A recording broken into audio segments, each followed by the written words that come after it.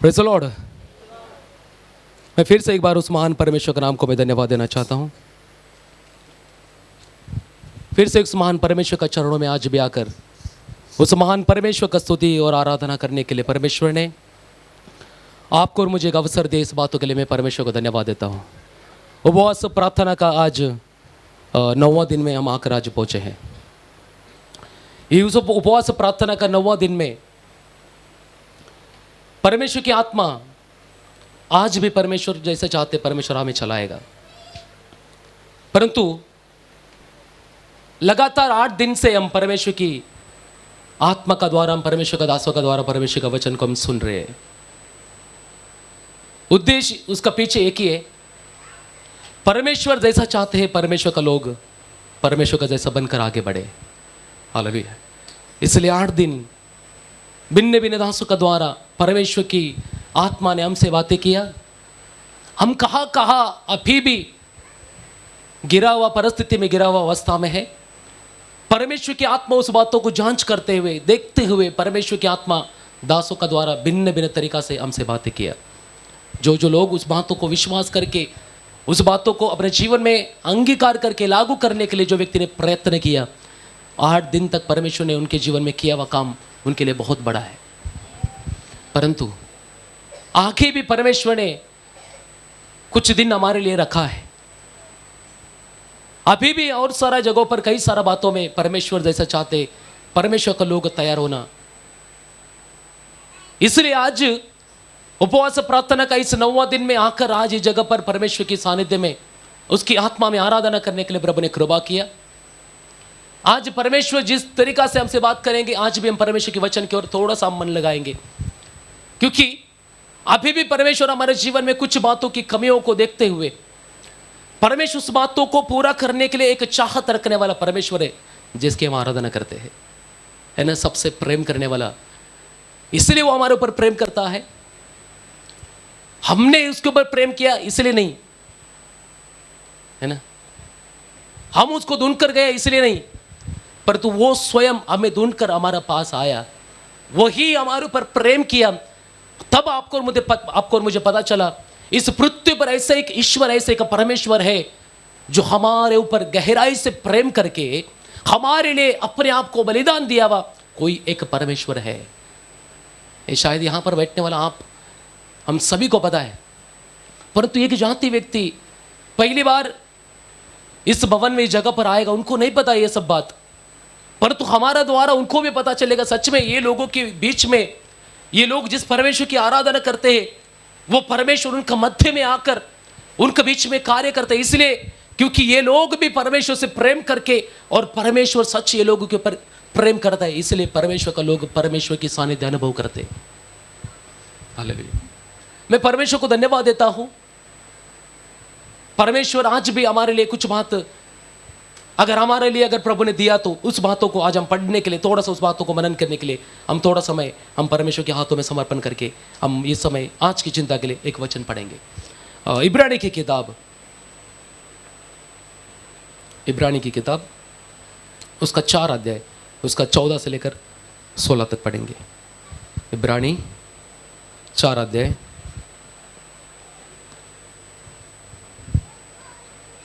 उसका 14 से लेकर 16 तक पढ़े। इसलिए जब हमारा ऐसा बड़ा महायाजक है जो स्वर्ग से होकर गया है, अर्थात परमेश्वर का पुत्र यीशु, तो आओ हम अपने अंगीकार को दृढ़ता से थामे रहे, क्योंकि हमारा ऐसा महायाजक नहीं जो हमारे निर्बलताओं में हमारे साथ दुखी न हो सके, वरन वह सब बातों में हमारे समान परखा तो गया, तो भी निष्पाप निकला। इसलिए आओ हम अनुग्रह के सिंहासन के निकट हियाव बांध कर चले कि हम पर दया हो, और वह अनुग्रह पाए जो आवश्यकता के समय हमारी सहायता करे। आमीन। हालेलुया। मैं प्रभु को धन्यवाद देता हूँ प्रभु ने दिया इस वचन के लिए। यहाँ पर दिया हुआ ये लिखा हुआ जो वचन हम लोगों ने पढ़ा, इब्रानी की किताब में हम लोगों ने वचन पढ़ा 4 अध्याय में। इस इब्रानी किताब की कुछ बातें मैं बोलना चाहता हूँ। हम हमेशा सुनते हैं इब्रानी किताब, उसके अंदर की हर एक वचनों को भी, हम उसका चरित्र भी हमको पता है, परंतु कभी कभी हम लोग उस बातों को भूलने के कारण, कभी कभी उस बातों को दोहराना भी परमेश्वर के दासों के लिए एक अच्छा बात है। इसलिए मैं आपको फिर से कुछ बात में आपको इब्रानी की कलीसिया का विषय में कुछ बात मैं आपको बोलना चाहता हूँ। ये इब्रानी सभा, ये इब्रानी कलीसिया, ये किसने लिखा करके अभी तक उसके विषय में वाद विवाद है, परंतु कुछ चरित्र लिखने वाला बड़ा बड़ा पंडित लोग इसका विषय में बोलते हैं ये लिखा हुआ ये जो पत्री, इब्रानी पत्री पौलुस ने लिखा होगा। कुछ लोग बोलते पौलुस ने नहीं, पौलुस का साथ रहने वाला, उसका सहकर्मी, उसका साथ सेवा करने वाला बरनबास भी हो सकता है, अपोलोस भी हो सकता है, और कोई हो सकता है, उन्होंने ये पत्रिका लिखा होगा। ऐसा अभी भी उसका विषय में कोई एक सही बात है नहीं, परंतु कुछ भी हो, ये लिखा हुआ पत्रिका का अंदर हमारे लिए, उस सभा का लोगों के लिए जो बात परमेश्वर की आत्मा ने उस समय में, परमेश्वर का दास जो लेखक उन्होंने लिखा, उनकी आत्मा की भलाई के लिए, उनको परमेश्वर की ओर प्रोत्साहन देकर परमेश्वर में आगे बढ़ने के लिए परमेश्वर का दास ने बहुत ही गंभीर रीति से लिखा हुआ एक पत्रिका है इब्रानी की किताब। लिखा हुआ समय 60-70 AD 60-70 का समय शायद ये लिखा गया किताब है इब्रानी की किताब। परंतु इसके पीछे ये लिखने का कारण भी बोलते हैं, रोमी लोग रोम का अंदर रहने के समय में इनके ऊपर बहुत सारा जुल्म और बहुत सारा उनके ऊपर आपत्ति आना शुरू हो गया। जुल्म का कारण, सताव का कारण, निंदा का कारण, ये लोग बहुत ही निराशा का अंदर चला गया, निराशा में वो लोग चला गया। उस निराशा का साथ सामना करने वाला लोग था ये यहाँ पर लिखने वाला ये जो लोग इब्रानी लोग। एक्चुअली ये लोग यहूदी मसीही करके, यहूदी विश्वासी करके उनको बोला गया, यहूदी विश्वासी, उनका बैकग्राउंड यहूदी लोग है, वो यहूदी, परंतु यहूदी में से यीशु मसीह को अपनाया हुआ, यीशु को विश्वास किया हुआ परमेश्वर का लोग है। ये करने के कारण ही सबसे बड़ा प्रॉब्लम इब्रानी कलीसिया में हुआ। क्या किया उन्होंने? यहूदी संप्रदाय का अनुसार वो पुराना बातों को, मूसा, यहोशवा, वो अनेक परमेश्वर का दास अब्राहम, इसहाक, ये सब बातों को मानकर, तोरा बोलेगा तो पुराना 5 किताब, उसका अनुसार चलने वाला, उन बातों को फॉलो करने वाले ये पुराना ये जो यहूदी लोग हैं, परंतु उनका परंपरा को खिलाफ कुछ लोग वहां का अंदर से यीशु मसीह सच्चा परमेश्वर करके जानने के लिए एक परमेश्वर का दास का द्वारा उनको मौका मिला, यीशु के पर उन्होंने विश्वास किया, एक कलीसिया स्थापना हुआ। परंतु कुछ समय बीतने के बाद ये लोगों ने पहले उनका बारे में लिखा है, बहुत सारा बातों में उन्होंने संघर्ष किया, परंतु समय बीतने के बाद ये लोगों को होने वाला सताव, इनका होने वाला निंदा एक ही कारण से, यीशु का नाम से, उनको होने वाला हर एक चीज जो होने उनके साथ हो रहा था, वो जो निराशा उनको सहन होने के लिए नहीं हो रहे, और ये सहन ना होने के कारण उन्होंने ऐसे एक निर्णय लिया। एक्चुअली उन्होंने निर्णय लिया, एक भयानक है निर्णय, जो परमेश्वर का दास थी उस बातों को अच्छे से जाना।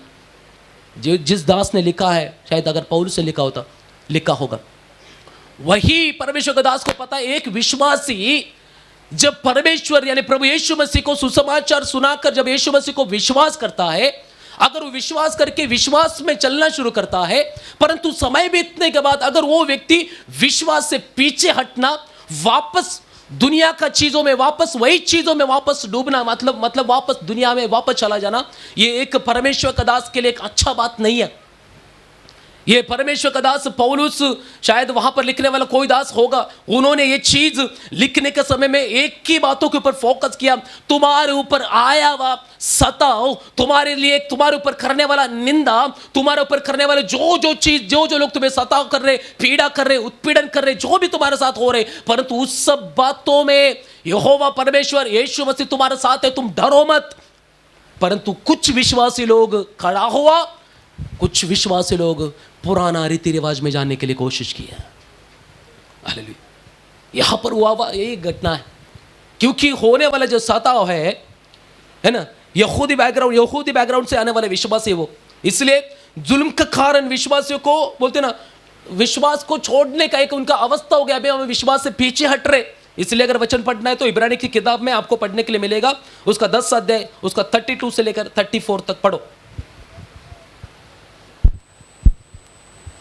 परंतु उन पिछले दिनों को स्मरण करो जिनमें तुम ज्योति पाकर, देखो यहां पर लिखा है, उनका विषय में बोला है, तुम पिछले दिनों को, हाँ स्मरण करो। हाँ, पिछले दिनों को हमेशा स्मरण करने के लिए वहां पर परमेश्वर का दास इब्रानी कलीसिया को चेतावनी के रूप में कुछ बात समझाने के लिए उनको बोल रहे। क्या बोल रहे? पिछली बातों को स्मरण करो, स्मरण करो, जिनमें तुम ज्योति पाकर, जिनमें तुम ज्योति पाकर दुखों के बड़े संघर्ष में, दुखों के बड़े संघर्ष में स्थिर रहे। पहले का बात तुम थोड़ा सा याद करो। आगे, कभी कभी तो यो कि तुम निंदा और क्लेश से हाँ सहते हुए तमाशा बने, हाँ और कभी यो हाँ। कि तुम उनकी साजी हुई हाँ। जिनकी दुर्दशा की जाती थी, हाँ। क्योंकि तुम कैदियों के दुख में भी हाँ। दुखी हुए, हाँ। और अपनी संपत्ति भी हाँ। आनंद से लूटने दी। हाँ, ये सब बात बोल रहे उनके जीवन में हुआ पहले सब बात है उनके जीवन में। उन्होंने उनके ऊपर आया हुआ सारा आपत्ति, आया हुआ सारा तकलीफ, जो जो उनके ऊपर आया, सब बातों का पहला बोल रहे तुम स्मरण करो। उसमें से तुम लोग कितने रिस्का से उसका तुम क्या किया? संघर्ष किया। संघर्ष बोलेगा तो उसका साथ लड़ा। परंतु अभी समय बीतते चला गया, काल बीतते चला गया।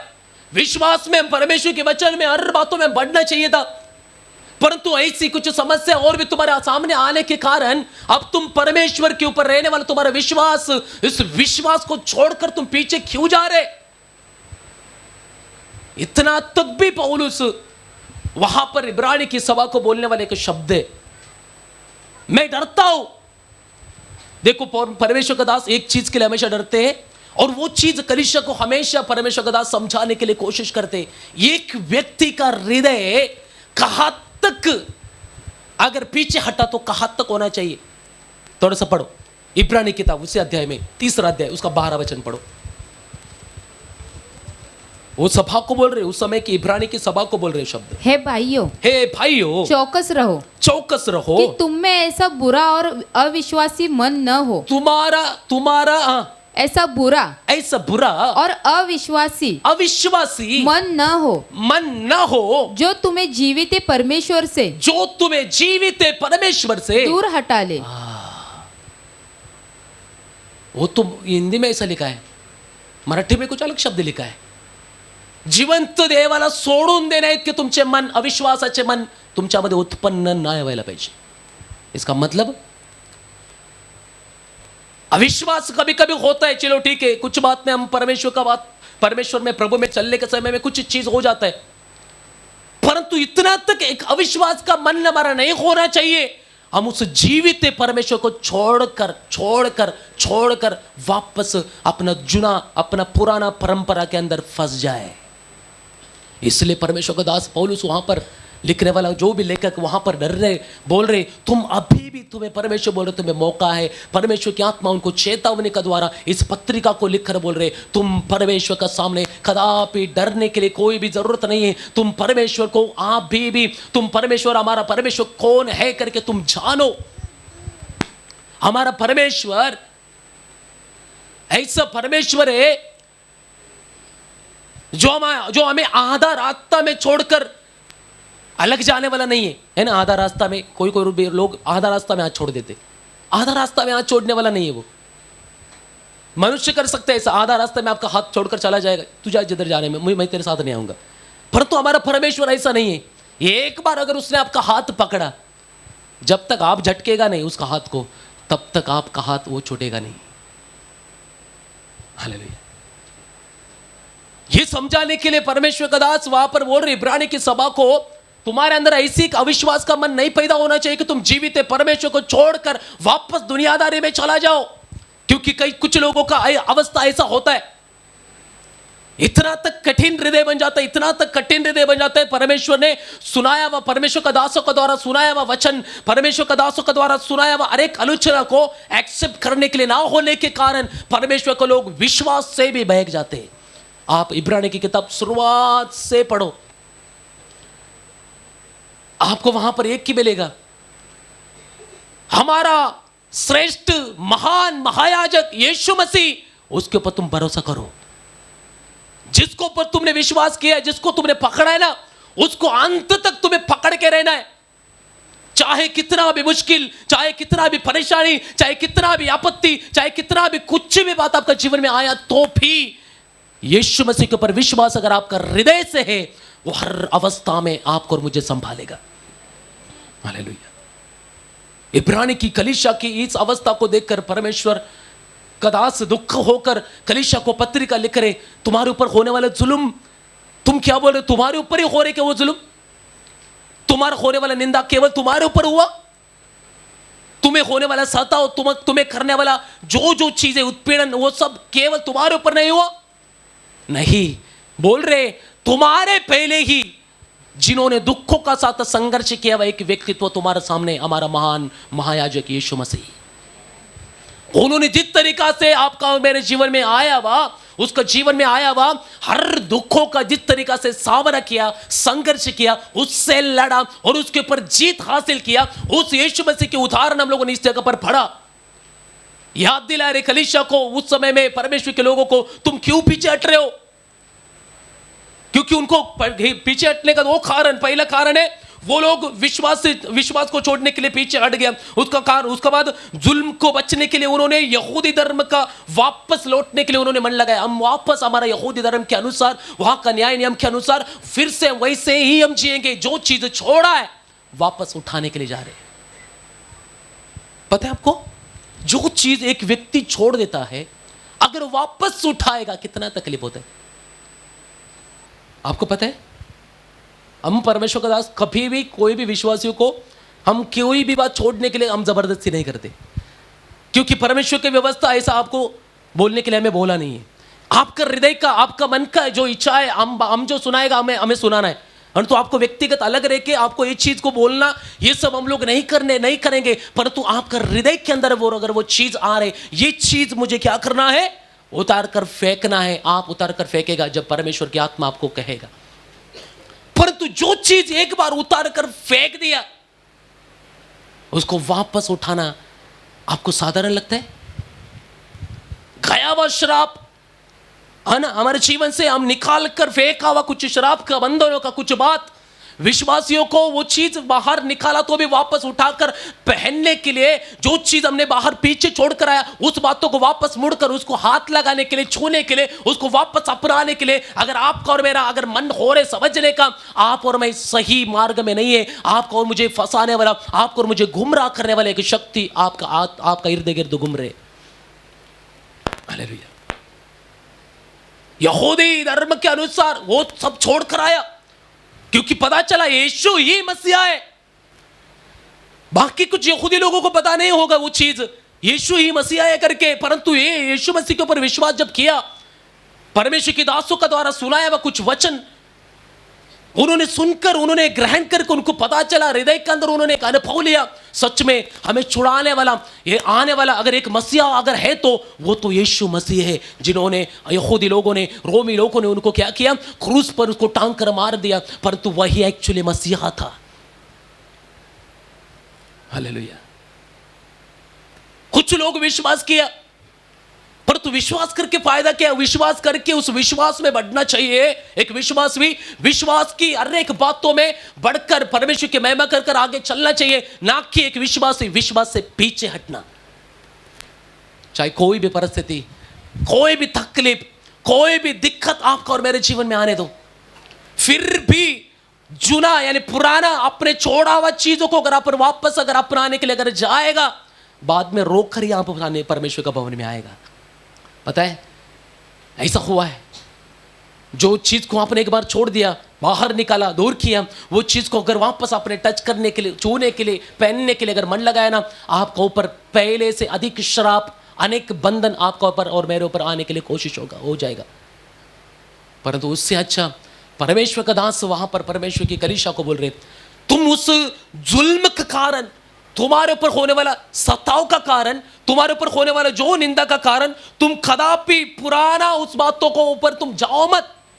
इसलिए परमेश्वर का दास उनको बोल रहे, तुम्हें एक ही चीज, परमेश्वर बोल रहे, प्रभु का दास बोल रहे, तुम्हें एक ही चीज करना है, वो है परमेश्वर जो हमारा महान महायाजक है, उसको अगर आपने अपनाया तो उसमें ही आपको दृढ़ रहना है, उसको ही आपको पकड़कर आपको जीना है ना। थोड़ा सा पढ़ो वापस 14 से अभी। इसलिए हाँ। जब हमारा ऐसा बड़ा महायाजक है हाँ। जो स्वर्ग से होकर गया है, हाँ। अर्थात हाँ। परमेश्वर का पुत्र यीशु, हाँ। तो आओ हाँ। हम अपने अंगीकार को दृढ़ता से हाँ, थामे बस। रहे। पता है वहां पर ये पहला वचन में जो लिखा, 14 वचन में जो लिखा है, बोल रहे वहां पर ऐसा कोई महायाजक नहीं है, अन्य कोई उस समय के याजकों में, महायाजकों में ऐसा नहीं था कोई यीशु मसीह का जैसा।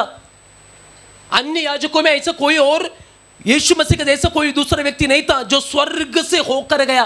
केवल यीशु था जो स्वर्ग में होकर गया, यानी स्वर्ग के ऊपर आरोहण चढ़ा। दूसरा, वो महान महायाजक, अन्य कोई महायाजकों को उस समय में महान बोला गया नहीं है। महान केवल यीशु को ही बोला गया है ना। महायाजक केवल नहीं बोला, हिंदी में क्या ले महान महायाजक, महायाजक नहीं उसका पहला बड़ा महायाजक, बड़ा लिखा है, बड़ा बड़ा बड़ा नहीं, एक्चुअली मराठी में से लिखा है प्रमुख महायाजक, महान महान महायाजक ऐसे लिखा है, महान महायाजक। वो बाकी उस समय का रहने वाला अनेक महायाजक होगा, परंतु उसको किसी को भी महान महायाजक बोला गया नहीं, केवल यीशु को बोला गया। ये एक महान महायाजक था। तीसरी चीज, वो एक परमेश्वर का पुत्र था, है ना। अन्य किसी और लोगों को उस समय के रहने वाला महायाजकों को ये चीज बोला गया नहीं है, केवल यीशु के बारे में ये तीनों चीज बोला गया। पहले चीज स्वर्ग में होकर गया हुआ वही है यीशु, ये सब समझा रहे कलीसिया को। दूसरा बोल रहे वो एक महान महायाजक है, साधारण नहीं है। वो अभी भी अगर इस पृथ्वी से अगर चला गया तो अभी भी परमेश्वर पिता का सामने वो खड़ा है। पता है आपको, पिता और उसका सामने रहने वाला परमेश्वर का जन, उसके बीच में एक दरार है, उसके बीच में मेरा यीशु मसीह एक महान मध्यस्थ होकर हमारे बीच में खड़ा, उनका बीच में खड़ा है। वो क्या करता है पता है, वो आपके और मेरे लिए इधर धरती पर रहने के समय 33.5 साल उनको नींद, रात दिन उनको नींद नहीं है, सेवा कर रहे, लोगों को परमेश्वर की ओर लेकर आने के लिए कोशिश कर रहे। आप क्या सोच रहे, अब यीशु मसीह पृथ्वी पर से चला गया, स्वर्ग में है, अभी पिता का दाहिना बाजू में एक बाजू में बैठकर अच्छा से आराम कर रहे? नहीं, क्योंकि उसको पता है अभी भी परमेश्वर का लोग परमेश्वर की बातों को सही तरीका से ना चलने के कारण पाप कर रहे। मैंने अपनी लहू बहाकर उनके लिए अपने प्राणों को देखकर भी अभी भी उस विश्वास की ओर, उस बातों को और लोग विश्वास नहीं कर रहे। अभी भी पाप उनके जीवन के अंदर काम कर रहे, अभी भी परमेश्वर को घृणा आने वाला काम उनके जीवन का द्वारा हो रहे। इसलिए परमेश्वर यानी पिता यानी सॉरी यीशु मसीह पिता का और परमेश्वर की लोग उनका बीच में रहने वाले खाई का मध्य खड़ा होकर हमारे लिए हमेशा मध्यस्थी करते रहते। उनको दिन रात चैन नहीं है, इसलिए आप और मैं यहां पर अभी भी सुरक्षित है, अभी भी आप और मैं नाश हुआ नहीं है ना। अगर आप क्या सोच रहे हैं, आपके लिए आप प्रार्थना आपके लिए नहीं कर रहे, परंतु आपके लिए कलीसिया में कोई तो परमेश्वर की आत्मा उनको बोझ दे रहे प्रार्थना करने के लिए। जब वो कलीसिया के अंदर एक व्यक्ति आपके लिए प्रार्थना करे ना, वो प्रार्थना स्वर्ग में यीशु मसीह के पास पहुंच रहे, उस प्रार्थना का निवेदन पिता से बोल रहे, हे पिता देख मेरे हाथों में रहने वाला इस लहू का कटोरा को जो मैंने मेरे लोगों के लिए मैंने बहाया, आज मेरे लोग जिस तकलीफ में है, आज मेरे लोग जिस पाप के अंदर है, आज मेरे लोगों के लिए प्रार्थना किया जा रहा है, कृपा करके मेरे लोगों के ऊपर तू दया कर। हालेलुया।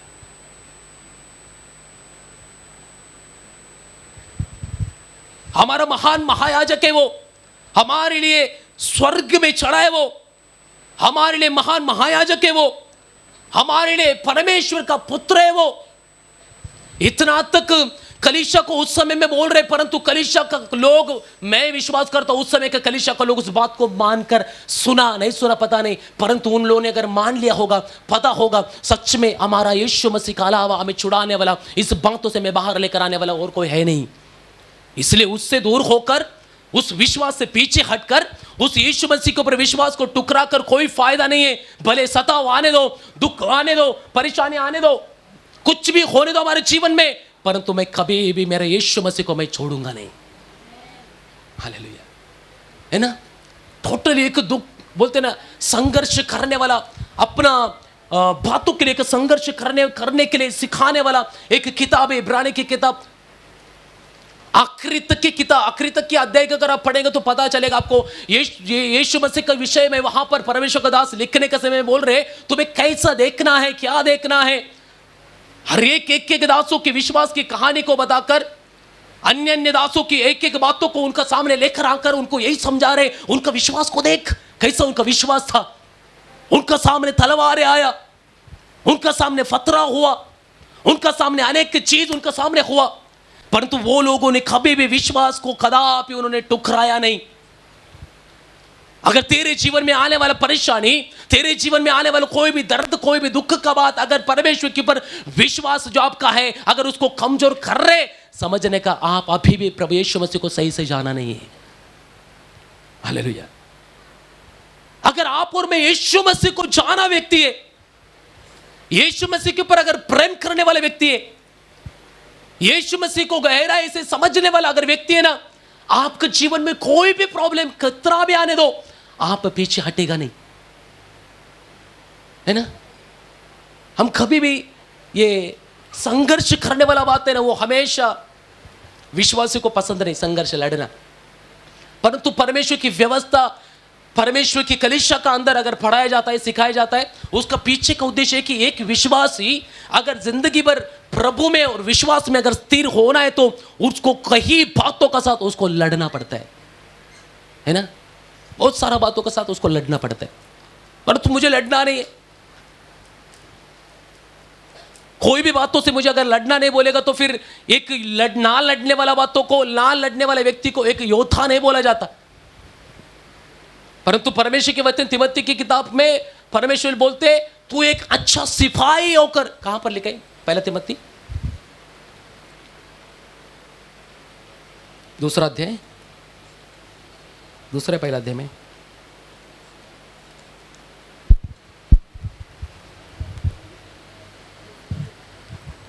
दूसरा तिमोथी उसका दूसरा अध्याय उसका तीसरा वचन। किसी रीति से हाँ, किसी के धोखे में न आना। दूसरा तिमोथी दूसरा अध्याय उसका तीसरा वचन।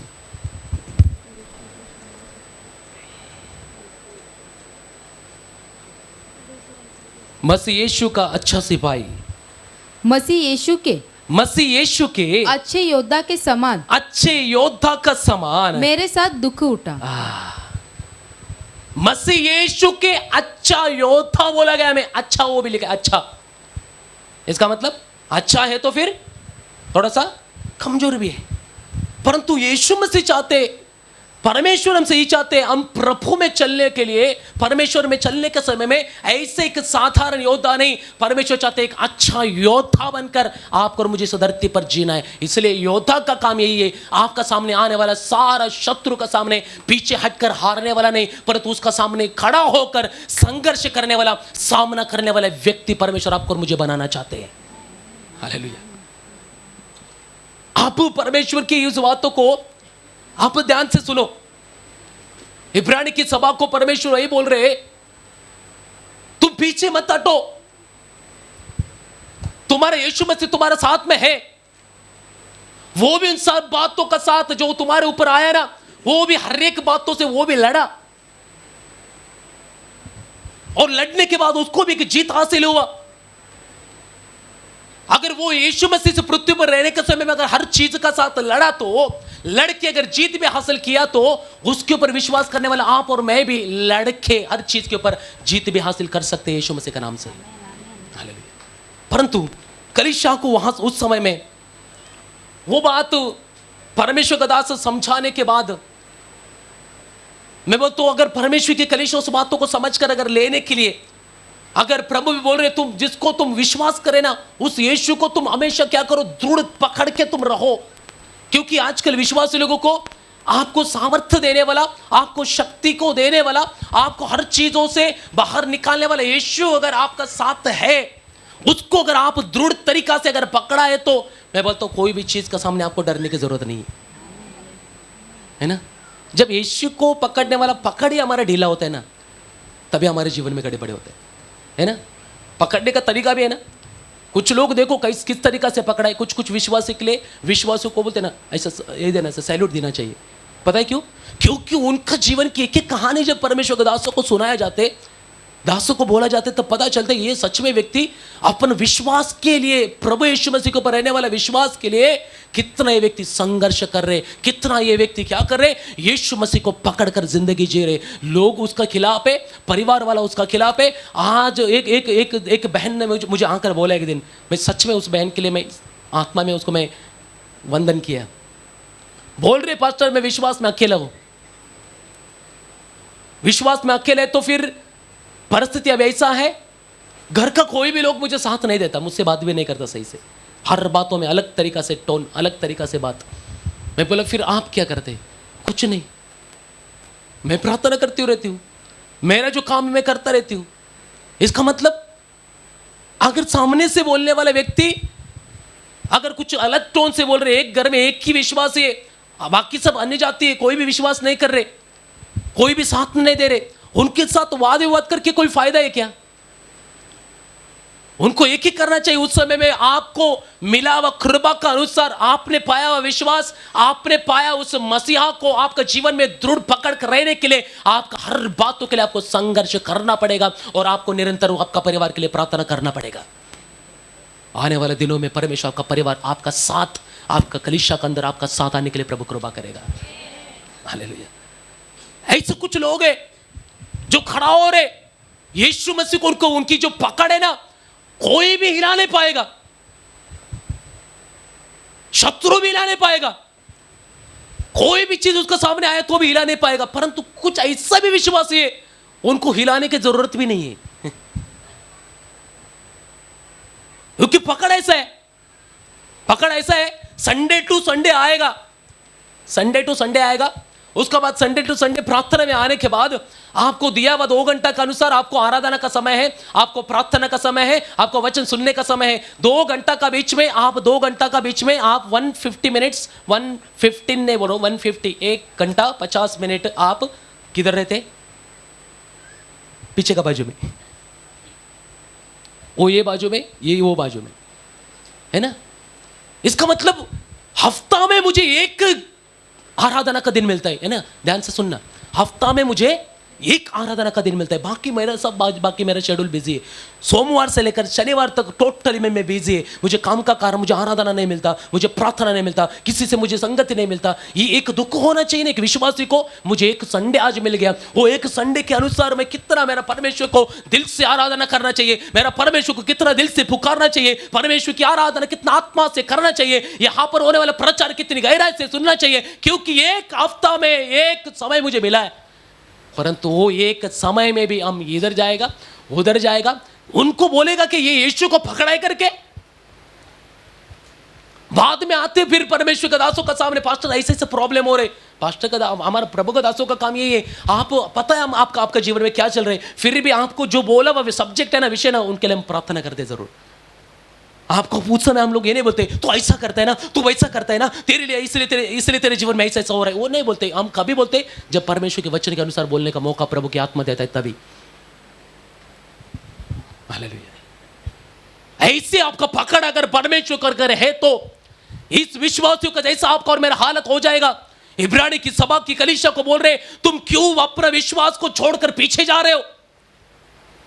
तुम क्यों अपनी वो यहूदी की कुछ परंपरा, कुछ रीति रिवाज को तुम छोड़कर आया ना, अभी उस रीति रिवाज को क्यों वापस तुम पकड़ने के लिए जा रहे हो? उसमें क्यों तुम लौट रहे हो? अगर तुम उसमें अंदर अगर वापस अगर लौटेगा तो गया हुआ श्राप, गया हुआ सारा चीज जो तेरे जीवन से, तेरे परिवार के जीवन से, वो वापस आने के लिए समय नहीं मिलेगा, समय नहीं होगा। तुरंत पहले से अधिक रीति से तेरे ऊपर व्यवहार करेगा, टोटली तू भी, तेरा परिवार भी पहले से ज्यादा परिस्थिति प्रॉब्लम में आ जाएगा। इससे अच्छा एक ही काम कर, तू वापस जा मत।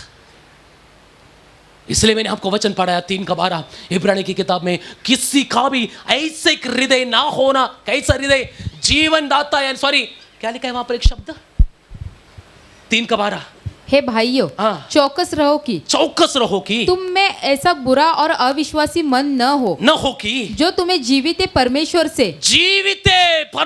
से दूर हटा ले। हो जाता है ऐसा अविश्वासी मन, क्या जाके उधर फायदा? एक अविश्वासी मन आपका हृदय में हो जाएगा।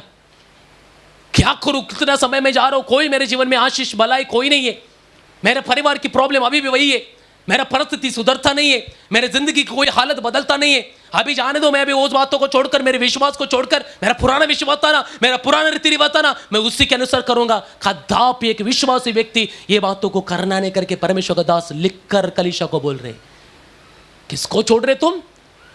किसको छोड़ रहे? जीवित है परमेश्वर। हालेलुया।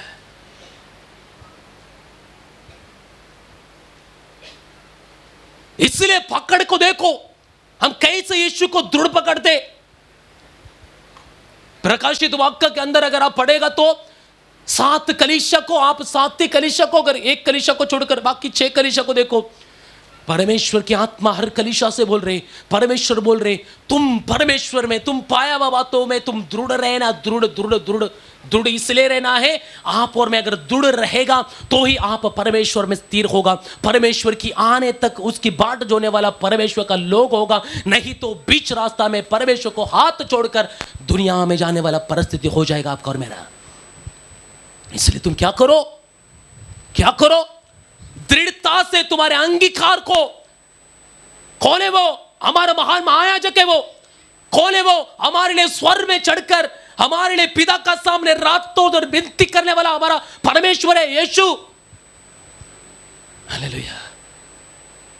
हमारा परमेश्वर का पुत्र हमारे यीशु मसीह, वो हमारा महामध्यस्थ, बोलते ना महायाजक है, महान महायाजक है।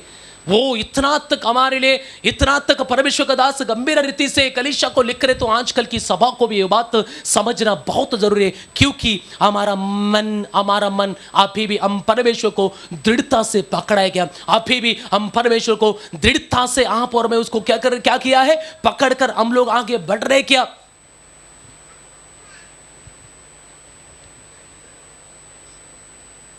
उसको दृढ़ता से आप और मैं थामे है क्या? हालेलुया। थोड़ा सा प्रॉब्लम होने दो, तब आप और मैंने पाया हुआ, आप और मैंने बोलते ना विश्वास में पाया हुआ हर चीज को उस समय में पता चलता है। आज सब सच में आप और मैं मसीह में, आप और मैं विश्वास में कितना तक जड़ पकड़ा है। पति ने अगर एक चापड़ दे दिया है ना, कभी कभी होता है, उस समय में आपका और मेरा विश्वास पता चलेगा। यही पास्टर को आकर बोलेगा, पास्टर जी चर्च में क्यों नहीं? पास्टर पूछेगा तो पास्टर जी पति ने मारा, पति ने चिल्लाया, पति दारू पीकर मुझे बहुत सताया, इसलिए मैं चर्च में नहीं आया। ये आप और मैं बोलेगा, परंतु आप और मैं सामना किया उस समय में। मेरे कलीसिया में एक बहन है विश्वास में कमजोर, ज्यादा विश्वास में नहीं है, परंतु कई साल से विश्वास में, अपना पति से इतना मार खाते। उसका स्वभाव है, मैं हमेशा कभी कभी बीच बीच में बोलता हूं, उसका स्वभाव रात में भी उठेगा, चपट मारेगा रात में, क्योंकि दारू में पूरा शरीर में दारू, सुबह से लेकर शाम तक दिन भर दारू में रहता है। हम परमेश्वर के दास लोग एक बार उनके घर में जाकर उनको समझा के भी आया था, क्यों ऐसा कर रहे। इसके कारण पत्नी कभी कभी पति को छोड़कर मुरबाड़ चले जाते। मैं बोलता क्यों ऐसा सब हो रहा है? एक काम करो ना, आपका दारू को थोड़ा सा बाहर करो। परंतु उनके विश्वास को, एक दिन मैंने बोला, आपका पति आपको प्रार्थना का आने के लिए अगर आपको रुकावट कर रहे, तो आपका पति आपको सताने के लिए आपको कोशिश कर रहे, तो उस समय में आप और मैं उस बातों को नहीं देखना है। उसके लिए आप प्रभु के लिए, परमेश्वर के ऊपर विश्वास रखने, उस विश्वास के लिए आपका पति का सामने खड़ा होना चाहिए। वो कुछ भी बोलने दो, वो गाली बोलने दो, वो आपको चप्पड़ मारने दो, वो आपको कितना भी कुछ भी सताने दे, परंतु आपने पाया हुआ उस विश्वास के लिए, आपने पाया उस यीशु मसीहा के लिए, अगर आपकी पकड़, अगर दृढ़ता से अगर आप और उसको थामे अगर है, तो मैं बोलता हूं उस पकड़ को ढीला करने के लिए शैतान को होगा नहीं। वो आपका पति को बहुत सारा प्रॉब्लम करेगा, आपका पति का द्वारा आपको सताने के लिए कोशिश करेगा। अगर पति आज शांत है तो बाजू वाला उठेगा, हाँ कोई ना कोई होगा। एक ही मकसद, आपका प्रभु के ऊपर रहने वाला विश्वास, आपने पाया हुआ उस मसीहा को ही आपने जिस तरीका से पकड़ा, उस पकड़ को ढीला करने के लिए। आपको पता है, एक दीवार में एक कीला मारते है ना, दीवार अगर हम रहने वाला घर का जैसा घर होगा तो हाथ से उसका लूज हो जाएगा, हाथ से, क्योंकि घर बनाया, कितना चाली बनाया हम लोग रहने वाला जगह साईगांव में, परंतु हाथ से खिले ठोक सकते हैं आप, हथौड़ा का जरूरत नहीं है।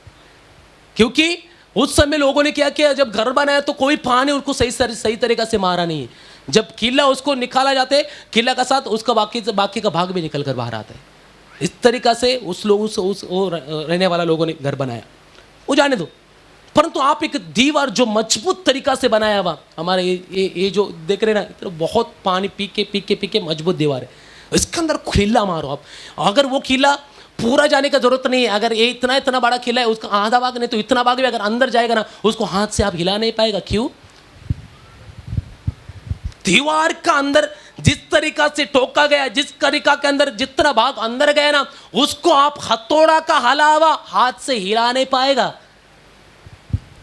है ना? ऐसा हमारे एक विश्वास होना चाहिए। सालों से हम परमेश्वर में है, सालों से हम प्रभु के ऊपर विश्वास करते हैं, परंतु हमारा पकड़ अभी भी शैतान ढीला कर रहे, आपको हिलाने के लिए कोशिश कर रहे, आपके अंदर अनेक बातों को पैदा कर रहे। परंतु परमेश्वर का दास, परमेश्वर को दृढ़ रहने के विषय में कुछ बात मैं आपको पढ़वाना चाहता हूं। थोड़ा सा हम प्रकाशित वाक्य में हम लोग जाएंगे। प्रकाशित वाक्य उसका दूसरा अध्याय उसका तीसरा वचन पढ़ो।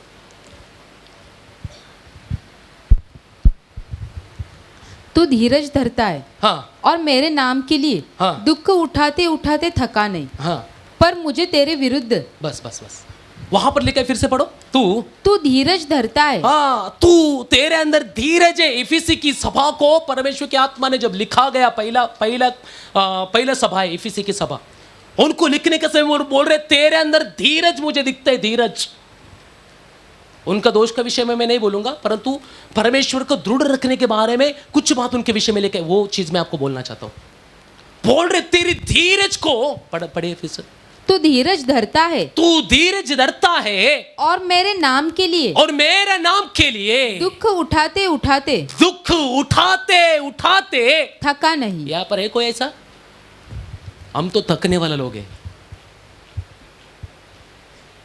शरीर में ना, इसलिए पास्टर हम लोग थक जाते हैं।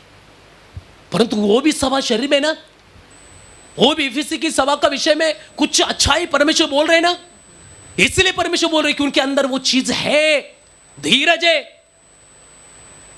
कितना भी कुछ भी अगर सामने आया तो भी उनके अंदर धीरज है।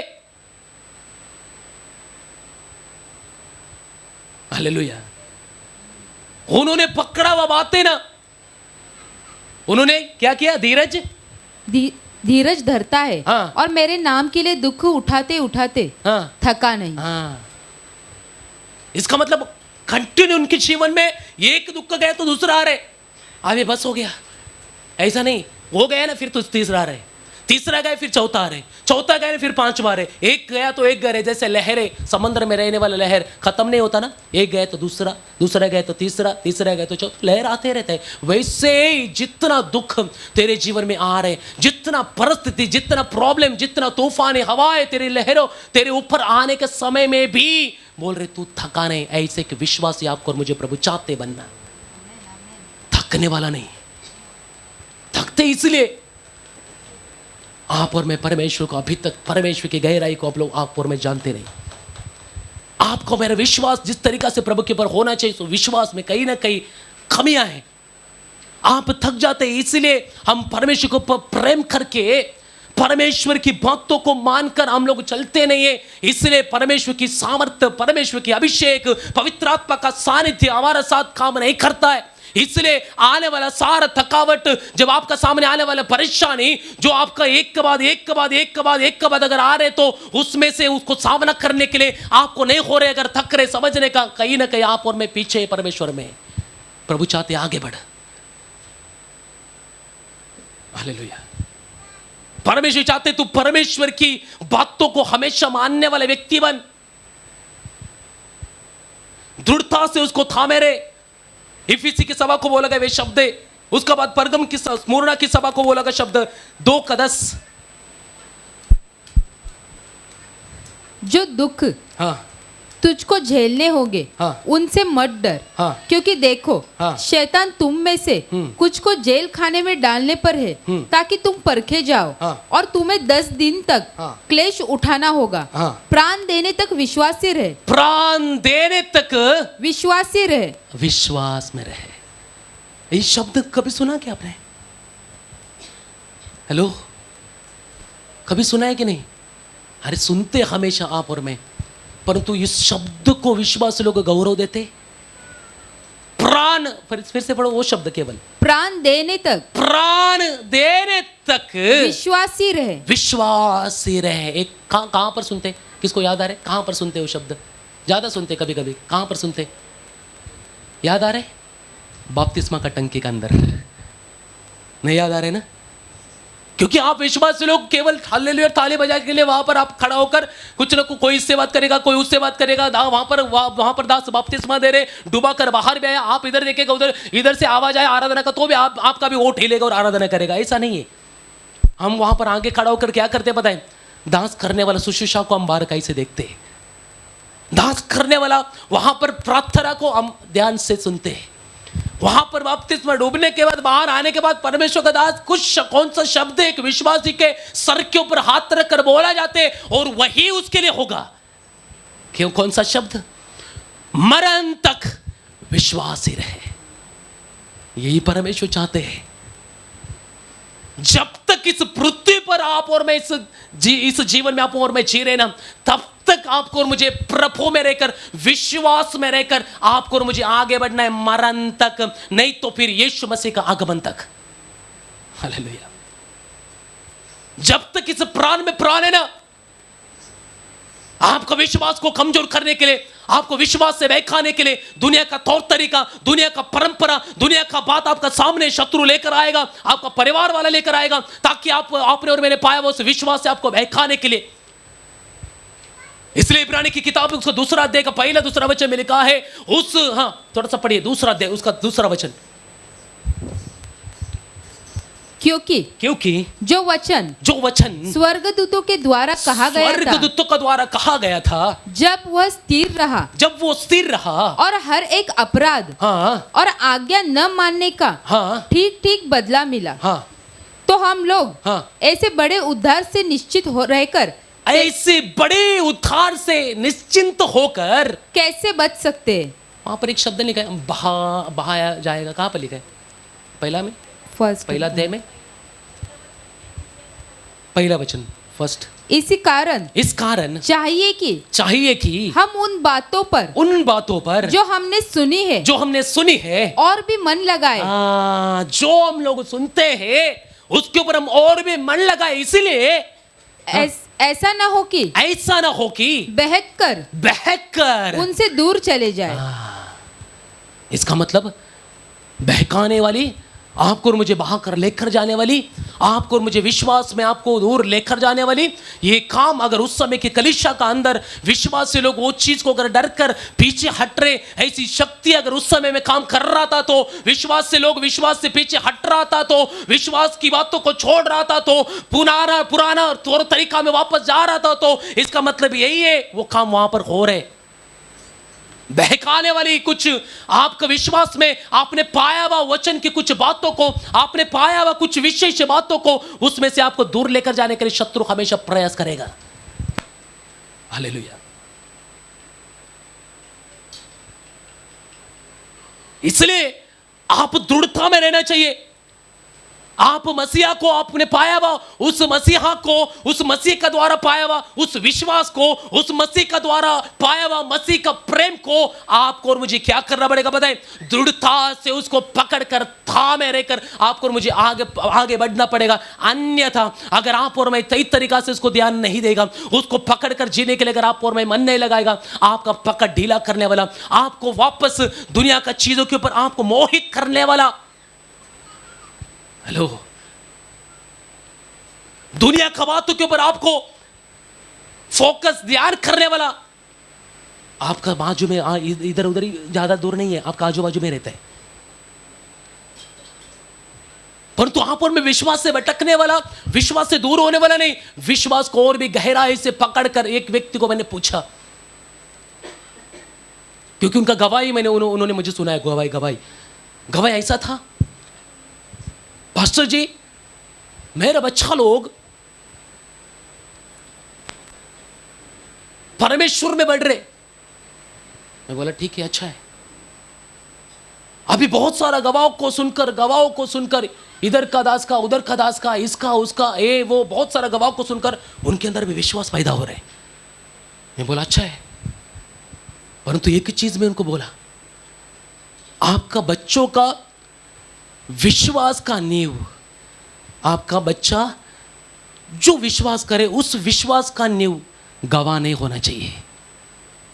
हेलो, अगर गवाह आज है कल नहीं है ना। कोई लोग बोलते गवाह को सुनकर हम विश्वास में है। क्या गवाह था उसका भाई का, क्या गवाह था उस बहन का, उसकी गवाह को सुनकर पता चला यीशु मसीह सच्चा खुदा है। नहीं, गवाह को आप बोलकर, गवाह के ऊपर अगर आपका विश्वास का नींव को अगर आप बनाएगा, आप कहीं ना कहीं ठोकर खाएगा। आपका विश्वास का नींव परमेश्वर के वचन की ओर होना चाहिए। हालेलुया।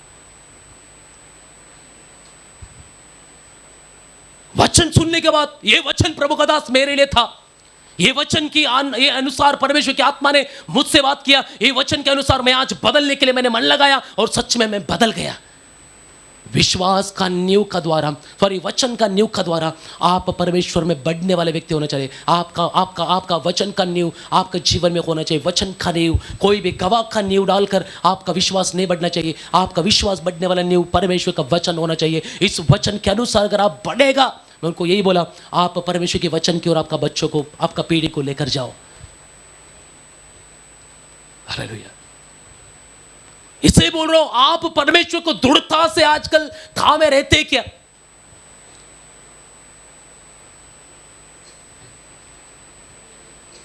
लूज हो गया पास्टर, लूज हो गया,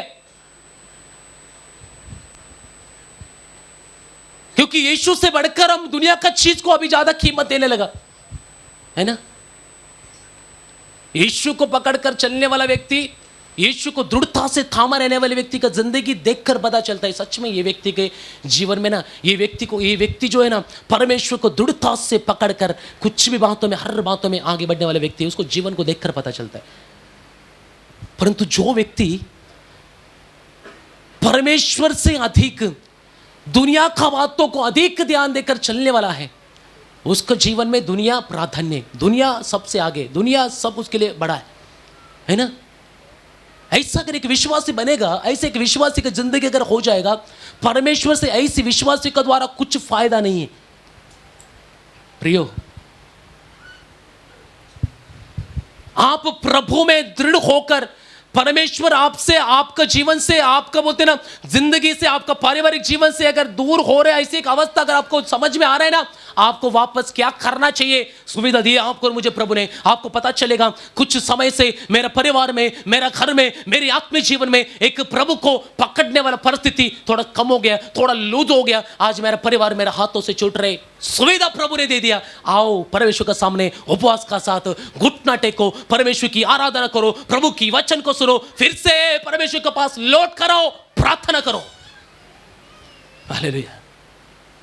ये परमेश्वर ने दिया हुआ सुविधा है, परंतु आपको और मुझे लूज जो पकड़ा है ना, वो लूज है तो भी ऐसी परिस्थिति में चल रहे, बोल रहे पास्टर पास्टर जी, परमेश्वर आजकल मेरी प्रार्थनाओं को, परमेश्वर आजकल मेरे कोई भी बातों को आज सही तरीका से मुझे जवाब नहीं मिल रहे, मैं बहुत सारा दिक्कत में हूं, मैं बहुत सारा प्रॉब्लम में हूं, कैसा होगा, यही होगा। क्यों? क्योंकि तू परमेश्वर को पकड़ने वाला पकड़ ढीला होने के कारण, तू दुनिया की पकड़ को टाइट करने के कारण परमेश्वर का रिश्ता तेरे साथ लूज हो चुका है। इसलिए प्रभु नहीं चाहिए तुझे, परमेश्वर की सानिध्य नहीं चाहिए तुझे, परमेश्वर की आराधना तुझे आजकल नहीं चाहिए, तुझे वचन सुनने के लिए इच्छा नहीं है। हेलो, मूसा को पूछो, मूसा बोलेगा नहीं नहीं नहीं, मुझे परमेश्वर चाहिए। मूसा क्या बोलेगा पता है? ए मूसा, तुझे मैं दूध और मधु रहने वाला देश को मैं तुझे दूंगा, उसके बाद सारा शत्रु जो तेरे आसपास से, जितना शत्रु है मैं सबको तेरे सामने मार गिराऊंगा, परंतु हे मूसा, मैं तुम्हारे साथ, इस लोगों के साथ मैं नहीं चलूंगा। मूसा क्या बोला? चलेगा? देश दूध और मधु रहने वाला देश मिल गया, शत्रुओं से छुटकारा मिल गया, अभी प्रभु का क्या जरूरत है? ऐसा बोलना चाहिए ना मूसा। परंतु परमेश्वर का दास मूसा ऐसा नहीं है। शायद इस्राएल में से कुछ लोग ऐसा हो सकता था और होगा भी, उनका बीच में बहुत बड़े झुंडे, कई प्रकार का लोग, कई प्रश्न का लोग, अलग अलग टाइप का लोग उनका बीच में है, जो मूसा को बार बार प्रश्न करके बार बार उसको सताव करने वाले लोग उनका बीच में है। परंतु मूसा ने, परमेश्वर ने जब मूसा का सामने ये चीज को बोला, मैं तुम्हें सब कुछ दूंगा परंतु मैं तुम्हारे साथ नहीं चलूंगा, मूसा क्या बोल रहे? जब तक तू हमारे साथ नहीं चलेगा हमें यहां से आगे ना लेके जाए। हेलो, जब तक बोलिए ना, जब तक तू हमारा साथ नहीं, बोलिए ना, जब तक तू मेरा साथ नहीं है, जब तक तू मेरे साथ नहीं चलेगा मुझे यहां से आगे ना लेके जाए, है ना? नहीं, मुझे परमेश्वर की सानिध्य दूध और मधु रहने वाला देश से बढ़कर है। हेलो, शत्रुओं से छुटकारा, रोगों से छुटकारा, मुसीबत से छुटकारा से बढ़कर है मेरा यीशु मसीह का सानिध्य मेरे साथ रहना। हेलो, छुटकारा दे ना दे, है ना, दूध और मधु का देश में रहने वाला उस संपत्ति मुझे मिले या ना मिले, परंतु वो सब उससे बढ़कर है मेरा यीशु मसीह, मेरा यहोवा परमेश्वर मेरा साथ चलना। उसको पता है। हेलो, आपको मुझे भी पता होना चाहिए। आप और मैं लूज होकर, आप और मैं विश्वास में लूज होकर, आप और मैं प्रार्थना में, आराधना में, वचन में, परमेश्वर की उपस्थिति में, परमेश्वर की हर बातों में आप और मैं लूज होने के कारण यहां पर अगर बैठे ना प्रियो, मैं बोलता हूं परमेश्वर के सामने मानो चीज को और प्रभु को बोले मेरा पकड़ को आज से मैं दृढ़ करने के लिए, मेरा पकड़ को प्रभु आज से मैं और भी दृढ़ करने के लिए प्रभु मुझे विशेष कृपा देना। हालेलुया। तेरे सानिध्य चाहिए, तेरी सानिध्य के बगैर मुझे यहां से एक कदम भी मुझे आगे नहीं जाना है। दृढ़ रहो ना। परगम स्मुरना के कलीसिया को बोला गया वो शब्द है, उसका बाद दूसरा कलीसिया, उसका बाद परगम की कलीसिया को 2:13 में क्या लिखा है?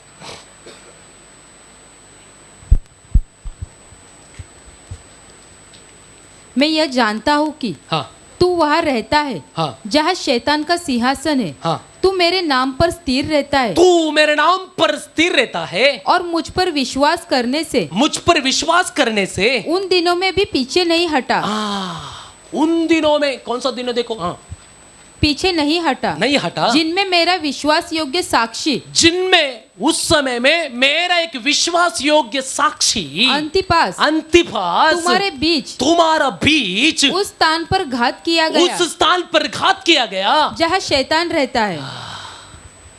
परगमन की सभा को लिखने के समय बोल रहे हैं, एक व्यक्ति जो मेरे ऊपर विश्वास करता था, एक साक्षी था मेरे लिए, मेरे कामों को करता था, परंतु मेरे नाम के खातिर उसको इस भूमि पर जब उसको मारा गया, उस मारने के समय में भी ध्यान देना, उसको मारने के समय, उसका हत्या उस जगह पर होने के समय में भी तुमने कदापि मुझे इनकार नहीं किया। इसलिए लेना परतवाच एकदा, मैं यह जानता हूँ कि हाँ, तू वहाँ रहता है हाँ, जहाँ शैतान का सिंहासन है। हाँ, तू मेरे नाम पर स्थिर रहता है, तू मेरे नाम पर स्थिर रहता है, और मुझ पर विश्वास करने से, और मुझ पर विश्वास करने से उन दिनों में भी पीछे नहीं हटा, उन दिनों में भी पीछे हटा नहीं, जिनमें मेरा विश्वास योग्य साक्षी अंतिपास तुम्हारा बीच उस स्थान पर घात किया गया। बस क्या हो गया? आपत्ति छोटा है क्या? विश्वास को सभा के अंदर एक व्यक्ति को मारकर क्या किया? खत्म किया। स्तेफनुस के समय में देखो,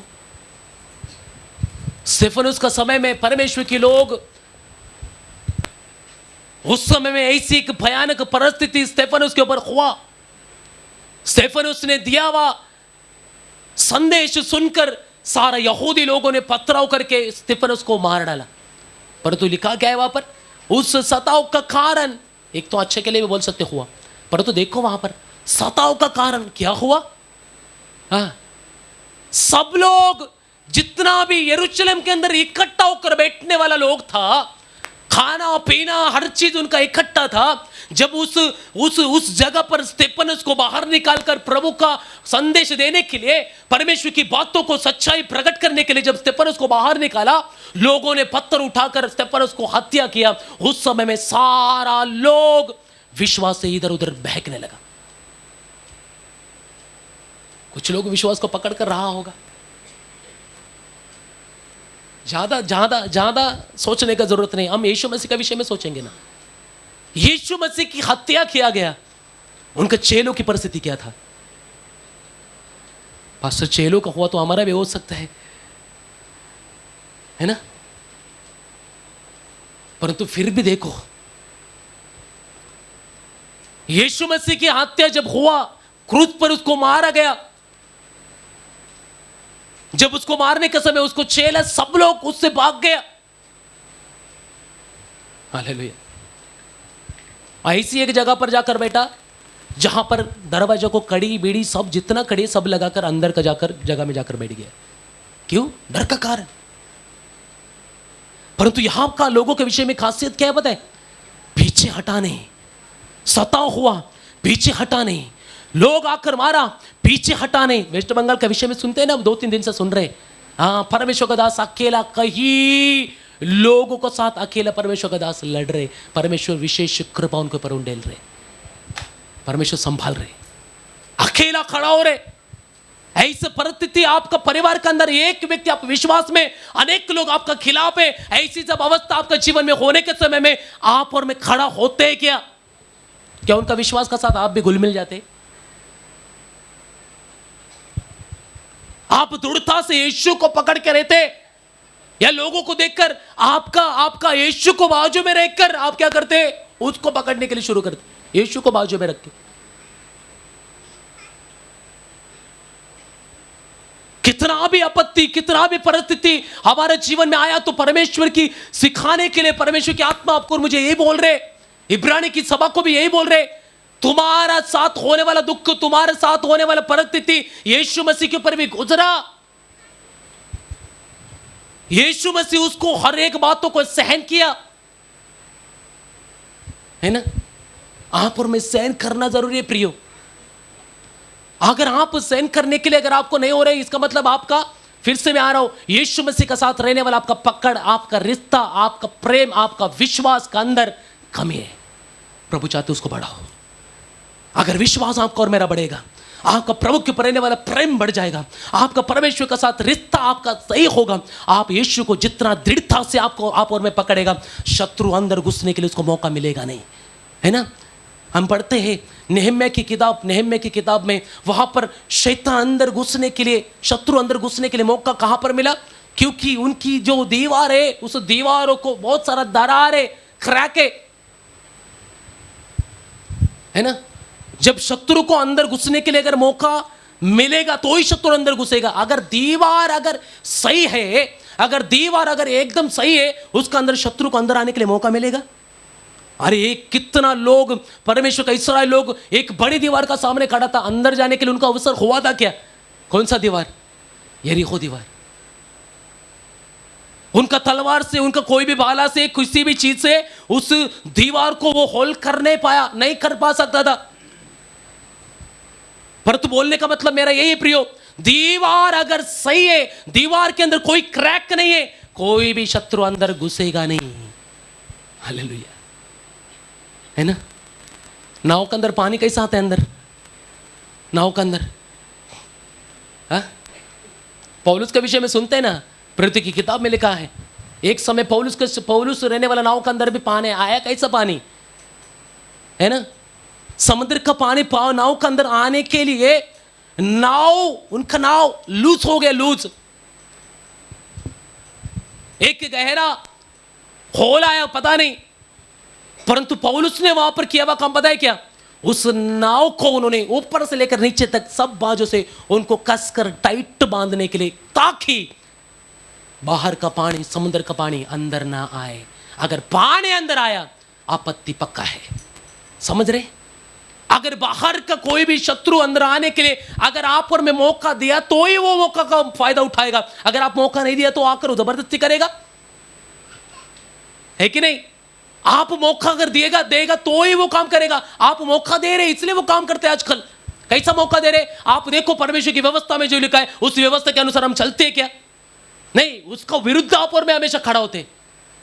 परमेश्वर के दासों को विषय में लिखा है आप परमेश्वर का अधीन में रहो, परमेश्वर के दासों का अधीन में रहो। आप और मैं अगर अधीन रहेगा परमेश्वर की दासों की अगर अधीन रहेगा आप और मैं, शत्रु अंदर घुसेगा? आप अधीन ना रहने के कारण, ना परमेश्वर का भय मानने के कारण, ना परमेश्वर का अधीन रहने के कारण, ना दासों का अधीन रहने के कारण आप एक जगह को बनाकर दे रहे। किसके लिए? शत्रु के लिए, वो अंदर घुसने के लिए। इसलिए क्या होना चाहिए? टाइट होना चाहिए ना। आप दृढ़ता से परमेश्वर को थामने वाला व्यक्ति परमेश्वर चाहते बनने के लिए। इसके लिए और एक चीज तुवितरा का विषय में क्या लिखा है देखो, 2:25। पर हाँ, जो तुम्हारे पास है हाँ, उसको ऊपर से पढ़ो, 24 से पढ़ो। पर तुम थुआतीरा के बाकी लोगों से हाँ। जितने इस शिक्षा को नहीं मानते हाँ। और उन बातों को जिन्हें हाँ। शैतान की गहरी बातें कहते हैं हाँ। नहीं जानते, हाँ। यह कहता हूँ कि मैं तुम पर बोझ न डालूंगा। मैं तुम पर बोझ न डालूंगा। पर हाँ, जो तुम्हारे पास है उसको मेरे आने तक थामे रहो। कपास क्या है करके वो वहां पर लिखा है तुवितरा की सभा के अंदर, उनका अंदर क्या क्या था। अगर वो चीज को अगर वो आखिर तक अगर थामे रहेगा, सबसे बड़ी चीज वहां पर लिखा है एबिजेल, सॉरी क्या नाम है उसका अभी, क्या है इजबेल। इजबेल के विषय में वहां पर लिखा है इजबेल, उस स्त्री के विषय में लिखा है उसको तुम सभा का अंदर से तुम बाहर किया नहीं है। वो तुम्हारा सभा के अंदर उसको तुमने रहने के लिए मौका दिया है और उसकी वासनाओं से, उसकी गलत कामों का माहौल बोलते ना आप और मैं, उसको और आकर्षित होकर उसका साथ तुम गलत कर रहे। इसलिए जितना लोग उससे अलग रहते, उसकी शिक्षा से जो अलग रहते, उनके लिए परमेश्वर बोल रहे जो तुम्हारा हाथ में है ना, जिसको तुम शिक्षा को नहीं मान रहे। कौन सा शिक्षा? दुनिया का शिक्षा, पाप, गंदगी, गलत काम, ये हर एक बातों से जो व्यक्ति अलग जीने के लिए कोशिश करता है ना, वो बोलते मेरा आने तक उससे में तू थामे रहना। मानने वाला भी था उस समय में इजबेल की उस शिक्षा को, और इनकार करने वाला लोग भी था इजबेल की शिक्षा को। हेलो, इजबेल बोलेगा तो पुराना नियम का याद आ रहे ना, वहां का जो स्त्री इजबेल नहीं है, परंतु उसका उपमा देकर परमेश्वर की आत्मा ने वहां पर लिखा गया है। एक स्त्री उस जगह पर खड़ा हुआ तुवितरा की सभा के अंदर, और वो बोल रहे मैं एक भविष्यवक्ता के संदेश होकर के, परंतु लोगों ने क्या किया? वो बातों को ना समझने के कारण उसका साथ मोहित हुआ, उसका साथ गलत करने के लिए सौंप दिया। परंतु कुछ लोग उससे बचकर आ नहीं। ये सब परमेश्वर के वचन के अनुसार सही नहीं है। परमेश्वर ने हमें ये नहीं बताया है। परमेश्वर बोलने वाला संदेश ये नहीं है। एक गलत उपदेश देने वाला स्त्री है, एक गलत संदेश देने वाला स्त्री है, उसका काम करने वाला तरीका सही नहीं है। ये एक गलत स्त्री है, उसकी शिक्षा को अपनाया नहीं, उसकी शिक्षा को ठुकरा कर परमेश्वर की वचन को पकड़ा रहा हो। और प्रभु यीशु मसीह बोल रहे जब तक मैं आएगा नहीं तब तक तुम्हें उसके क्या करना है? उसमें तुम्हें थामे रहना है, तुम्हारा विश्वास में, तुम्हारा प्रेम में। थोड़ा सा दूसरा पद, थोड़ा सा 14 पद पढ़ो वहां पर सिस्टर, 14 तुवितरा सभा का। पर मुझे तेरे विरुद्ध कुछ बातें, वहां पर लिखा है तेरे अंदर मैंने कुछ कामों को, तेरे विश्वास को, तेरी सेवा को, कहां पर लिखा है? 19 वाचा। मैं तेरे कामों को, तेरे प्रेम को और तेरी विश्वास को और तेरी सेवा को और धीरज को जानता हूँ, और धीरज को मैं जानता हूँ। बस ये चीज बोले तुम आखिरी तक, जब तक मैं नहीं आएगा तब तक तुम उसको क्या करो? थामे रहो। उसका बाद दूसरी लास्ट कलीसिया, वहां पर सरदिस की कलीसिया को भी परमेश्वर की आत्मा बोल रहे 3 के 4 में क्या लिखा है? पढ़े फटाफट पढ़ी सिस्टर। पर हाँ, पर हाँ, सरदिस में तेरे यहाँ हाँ कुछ ऐसे लोग हैं ऐसे लोग हैं जिन्होंने अपने अपने वस्त्र अशुद्ध नहीं किए, जिन्होंने अपने अपने वस्त्र को अशुद्ध नहीं किया, मतलब वो लोग पाप से दूर रह रहे। आगे 3 का 8 पढ़िए। मैं तेरे कामों को जानता हूँ, मैं तेरे कामों को जानता हूँ, देख देख मैंने तेरे सामने एक द्वार खोल मैंने रखा तेरे है, सामने एक द्वार खोल के रखा है, जिसे कोई बंद नहीं कर सकता। हाँ तेरी सामर्थ्य थोड़ी सी तो है, तेरी सामर्थ थोड़ी सी तो है, फिर भी तूने मेरे वचन का पालन किया है मेरी वचन का पालन किया और मेरे नाम का इनकार नहीं किया। सामर्थ्य थोड़ी है, शक्ति थोड़ी है, फिर भी बोल रहे तूने क्या नहीं किया। तेरे ऊपर जब समय आया, प्रॉब्लम आया, तकलीफ आया, लोग सताने के लिए आया, बहुत सारा आपत्ति शायद तेरे जीवन में भी आया, परंतु उस समय में मेरा नाम इनकार करने वाला परिस्थिति भी आया, परंतु उस समय में भी तूने मेरा नाम को क्या किया, इनकार नहीं किया, तूने मेरा नामों को थामे रखा। हेलो, है ना, सुन रहे ना, ये अभी जो चलने वाला परिस्थिति यही है ना। छत्तीसगढ़ में अलग अलग जगहों में आप देखो, विश्वासी परमेश्वर का दासों को, विश्वासी को पकड़कर इनकार करने के लिए बोल रहे तू यीशु को तू इनकार कर, बाइबल के ऊपर तू पैर रख, ये कर वो कर, कितना बातें बोल रहे। परंतु कुछ लोग उसमें से यीशु मसीह का नाम को इनकार कर रहे, परंतु कुछ लोग उनमें से है वो यीशु मसीह का नाम को इनकार नहीं, उसके लिए अपना सीना को भी आगे देखकर बोल रहे तू जो करना है करो, परंतु मेरा यीशु मसीह का नाम को मैं जिंदगी भर मैं इनकार नहीं करेगा। हालेलुया। मैं बोल रहा हूं, हम किसका सामने हम लोग झुक रहे, कभी कभी बताए, कभी कभी बड़ा बड़ा आपत्ति का सामने हम लोग खड़ा हो जाते, परंतु छोटा छोटा बातों के सामने हम लोग झुक जाते है ना। थोड़ा सा प्रॉब्लम शरीर में अगर आ गया, इधर दर्द उधर दर्द अगर कुछ आ गया, कुछ प्रॉब्लम हमारे शरीर में अगर आ गया, बच्चों में आ गया, परिवार में किसी और को आ गया, आपका और मेरा रहने वाला उस विश्वास, आपके और मेरे अंदर रहने वाला वो जो दृढ़ता है ना, आपका वो पकड़ है ना, वहां पर ढीला होता है। वहां पर आप और यीशु मसीह को दृढ़ता से पकड़ने के लिए, थामे रहने के लिए आपको और मुझे नहीं होता उस समय में,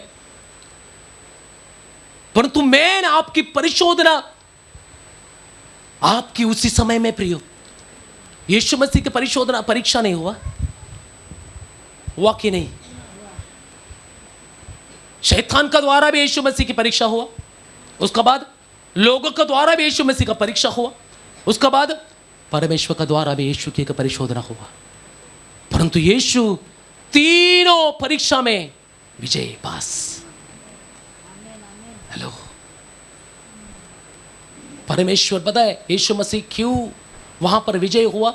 वो सब चीजों से शैतान जब सामने आया, उनकी शरीर की देह की कमजोरी को देखकर उससे पूछने लगा, परंतु यीशु मसीह ने उसके वश में नहीं गया, उल्टा उसको वचन का द्वारा ही उनको जवाब देकर उसको भगाया। लोग प्रश्न किया,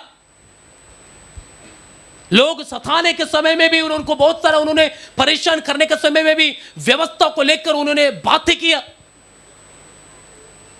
खड़ा हुआ ना।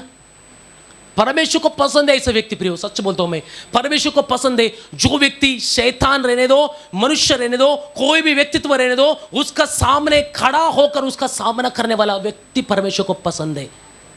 हम गिदोन को विषय में सुनते, गिदोन सुनते कि नहीं? गिदोन ने भी एक संघर्ष किया कि नहीं? किसके लिए संघर्ष किया? हाँ, गिदोन ने किया हुआ संघर्ष है अपना जीवन के लिए संघर्ष। किसके लिए? गिदोन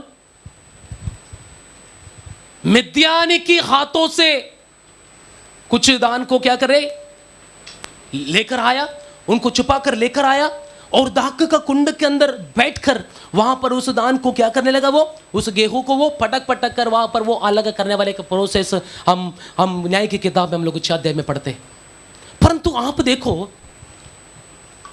गिदोन का संघर्ष, गिदोन का लड़ाई किसके लिए बताए?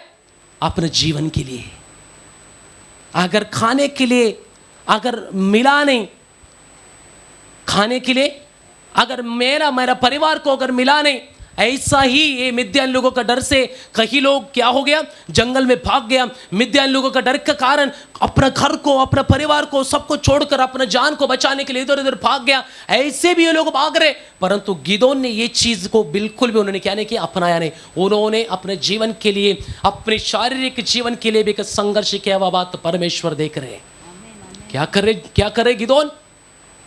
अपना परिवार के लिए, अपना घर के लिए, अपना खुद की जीवन के लिए थोड़ा सा कुछ गेहूं का भाग लेकर आकर उसको पटक कर, उसको अलग कर कर उस अनाज को इकट्ठा करने वाला बात परमेश्वर ने देखा। गिदोन की इस बातों को देखकर बोल रहे, अगर ये व्यक्ति अपना जीवन के लिए, अपना परिवार के जीवन के लिए अगर इतना संघर्ष अगर करने वाला व्यक्ति है, तो ये मेरे इस्राएल लोगों को उनका हाथों से छुड़ाने वाला कितना एक संघर्षशाली व्यक्ति बन सकता है ना। आप और मैं संघर्ष करते, परमेश्वर को पसंद है संघर्ष करने वाला हर बातों में, परंतु हम गीतों ने किया हुआ अपने उनके जीवन के लिए किया हुआ संघर्ष को उस बातों में नहीं मैं बोलूंगा, परंतु अब इस सबक के लिए हमारे लिए अगर बोलेगा तो हमें भी एक संघर्ष करना है, परंतु किसके लिए? हमारा आत्मा की बचाव के लिए का संघर्ष है ना। इसको नुकसान होने के लिए, इसको निराश होने के लिए, उसको नाश करने के लिए, इसके खिलाफ अनेक बातें खड़ा होकर आपका आत्मा में आपको बोलते ना गिराने के लिए कहीं शत्रु आपका आसपास हमेशा खड़ा होता है।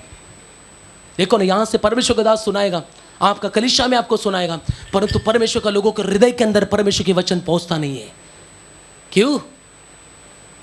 क्योंकि परमेश्वर का लोगों को परमेश्वर की दास सुनाने वाला बातों को सुनने के लिए इच्छा नहीं होता। बोलते पास्टर मेरे जीवन में फिर ऐसा है वैसा है। अगर परमेश्वर की वचन को अगर आप सुनने के लिए तैयार है, उस वचन को सुनने के लिए, लेने के लिए, आपके जीवन में लेकर अगर चलने के लिए अगर आप तैयार है, तो मैं बोलता हूं आप और मैं भी गिदोन का समान आपका आत्मा की सुरक्षा करने वाला व्यक्ति बन जाएगा। दूसरों कुछ बातों की सुरक्षा के लिए यहां पर परमेश्वर का दास आपको नहीं सिखाते। आपका आत्मा की सुरक्षा, आपका आत्मीय जीवन की सुरक्षा कैसा करना चाहिए और उसके लिए आपको क्या क्या उपाधि है, क्या क्या करना पड़ेगा, वही चीज परमेश्वर की आत्मा का द्वारा परमेश्वर का दास आपको और मुझे सुनाते, परंतु कितना हम सुनते। हालेलुया। आप और मैं सुननेगा तभी तो परमेश्वर आपको और मेरे जीवन में काम कर सकते हैं प्रियो। तो ये चीज आज विश्वासियों के जीवन में कमी होने के कारण कहीं ना कहीं हमारा परमेश्वर को पकड़ने वाला, दृढ़ता से पकड़ने वाला ये जो बात कमी होने के कारण हमारा जीवन परमेश्वर को हम सही तरीका से सौंप नहीं रहे प्रियो, और अभी भी हमारा जीवन में जो तरीका से हम बढ़ना चाहिए मसीह में, अभी भी हम बढ़ता नहीं है। इसलिए परमेश्वर की आत्मा बार बार जो चीज शायद आपने सुना होगा वो चीज वापस परमेश्वर रिपीट कर रहे। क्यों? अभी भी आपको मुझे उसमें से आना है। सबसे बड़ा चीज इब्रानी की कलीसिया को ये परमेश्वर का दास जो लिख रहे, उन्होंने लिखा हुआ मेन बात तो वही है। उन लोगों को एक ही बोल रहे, तुम्हें एक ही चीज के लिए, तुम्हें दुखों का साथ, तुम्हें सामना करने के लिए, तुम्हें परमेश्वर को दृढ़ता से पकड़कर दुखों का सामना करने के लिए तुम्हें खड़ा होना पड़ेगा। तुम्हें एक संघर्षशाली व्यक्ति बनना पड़ेगा। अगर उससे भागने वाला, वापस मुड़ने वाला अगर तुम व्यक्ति होगा, तुम परमेश्वर को प्रसन्न करने वाला नहीं। परंतु तुम देखो किसको तुम देखकर आज तक तुम चल रहे। तुम्हारा जीवन को तुम थोड़ा सा याद करो। 11 अध्याय के अंदर बोल रहे उस विश्वासियों को, उस विश्वास वीरों को तुम देखो, उन्होंने किस तरीका से लड़ा। हालेलुया। एक तो बात आपने पढ़ा होगा, वहां पर लिखा है हमारा जीवन में हम लोगों ने जितना भी कष्ट जो भी सहा, परंतु इतना सब सहने के बाद हमें प्रतिफल ही नहीं मिला। देखो वो वचन मैं थोड़ा सा पढ़ाऊंगा, इब्रानी की किताब 11 अध्याय,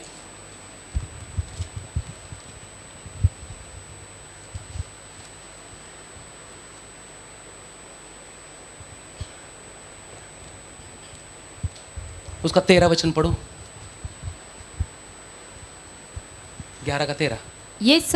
ये सब विश्वास ही की दशा में मरे। उनके ऊपर जितना लोग हैं उनके विषय में लिखा है। वहां पर एक दासों का नाम वहां पर मेंशन किया गया है। हारोक, अब्राहम, नोहा, अनेक लोगों की वहां पर नाम लिखा गया है, परंतु उनके विश्वास के विषय में लिखा है ये सब विश्वास ही की दशा में मरे। ये सब विश्वासी की इसका मतलब विश्वास में रहते हुए, मराठी में ऐसे लिखा है, ये सर्वजन विश्वासात टिकून। इसका मतलब है विश्वास को छोड़ा नहीं, विश्वास से भागा नहीं, विश्वास से पीछे हटा नहीं। दुख, तकलीफ, परिस्थिति, रोग, सताव, सब कुछ उनके जीवन में आया तो भी उसमें टिका रहा। हेलो, बोल रहे आगे। हाँ, और उन्होंने प्रतिज्ञा की हुई वस्तुएं उन्होंने प्रतिज्ञा की वस्तुएं नहीं पाई। मराठी में ऐसे लिखा है, उनको कोई प्रतिफल।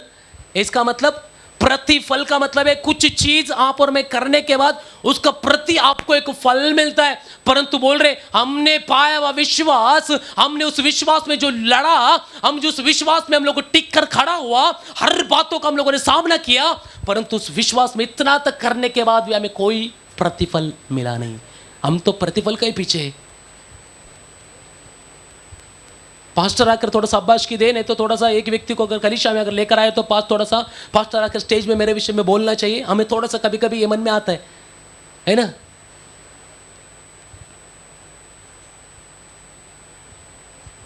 हमें हर चीजों में आपको प्रतिफल आपको, परंतु देखो इन सब विश्वासियों के विषय में लिखा है जो परमेश्वर की बोलते ने उस विश्वास का वीर था, परंतु उनको कोई फल प्राप्ति मिला नहीं, परंतु विश्वास में टिक कर ये लोग मरा। हालेलुया। ये चीज हम परमेश्वर का लोगों के अंदर किस तरीका से होना चाहिए प्रियो।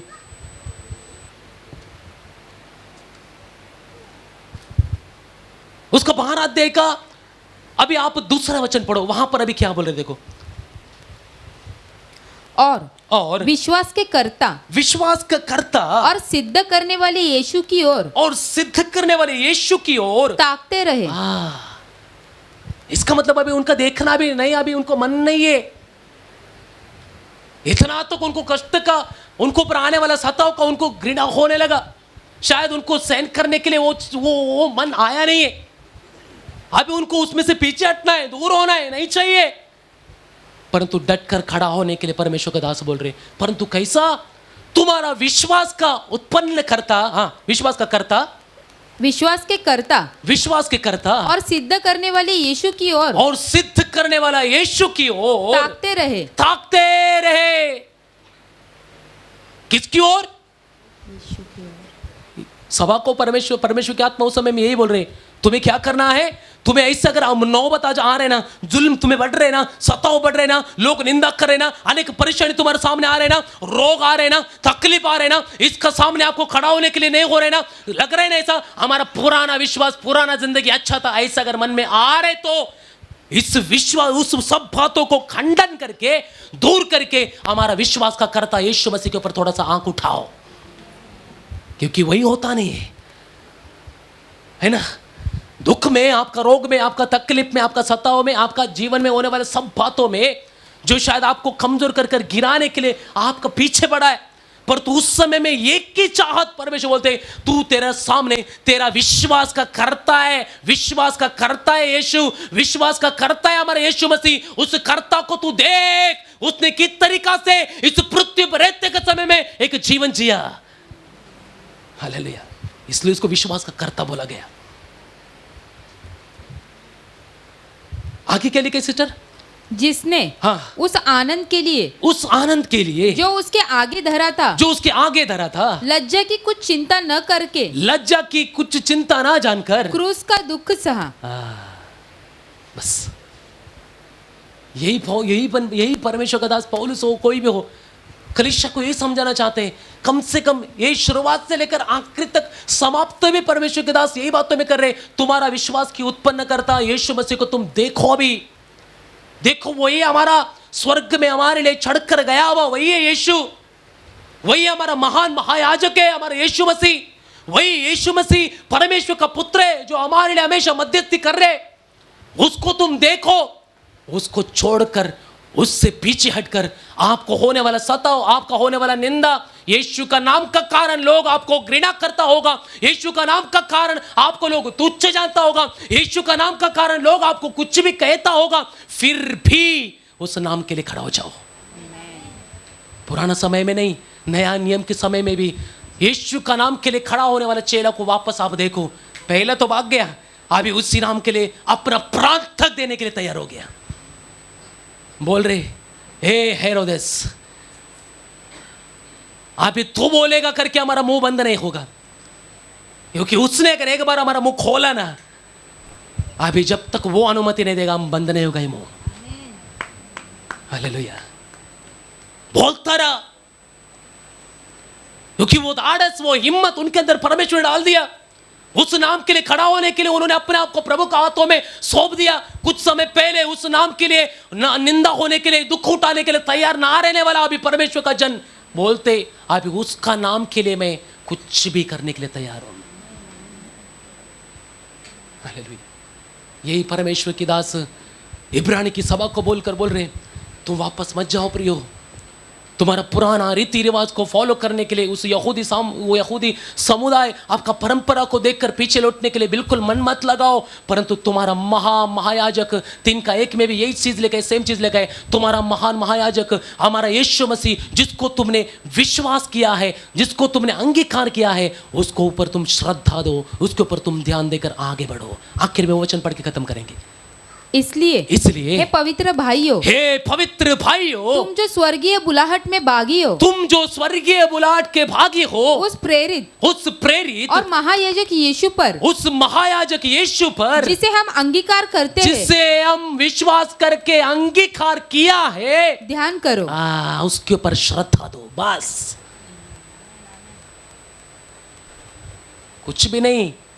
सभा की परिस्थिति, लोगों की अवस्था को देखकर परमेश्वर का दास वहां पर बोल रहे, उनको प्रोत्साहन दे रहे, प्रभु है ना तुम्हारा साथ। लोग निंदा करे, यीशु है ना तुम्हारा साथ।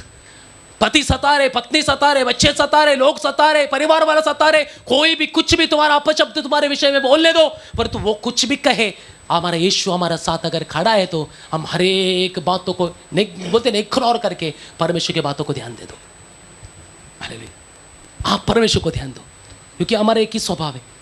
कोई भी विश्वास से हमारे पास आएगा ना, हम एक ही बात उनको बोलेगा, आएगा हमको अपना अपना मन में रहने वाला, दिल में रहने सारा निकाल कर फेंकेगा, परंतु उनको एक ही शब्द बोलकर उनको हम लोग समझाते, आपके जीवन में चलने वाले परिस्थिति ने वाह है, ये बहन तुम्हारे जीवन में होने वाले जो सिचुएशन है, ये सब बातों को अगर आपको तुम्हें जय पाना है, उसके लिए अगर तुम्हें आगे बढ़ना है, तो प्रभु चाहते प्रभु के ऊपर तू ध्यान दे। बस अगर तू प्रभु के ऊपर ध्यान देगा, प्रभु तुझे ऊपर ध्यान देगा।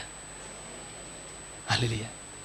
इसलिए मैं बोलता हूं प्रियो, परमेश्वर चाहते हैं हम हर एक बातों में लड़कर परमेश्वर की महिमा कर कर आगे चलने वाला व्यक्तित्व बनना। परमेश्वर यही चाहते हैं। इस वचन का द्वारा प्रभु आपको और मुझे आशीष करें।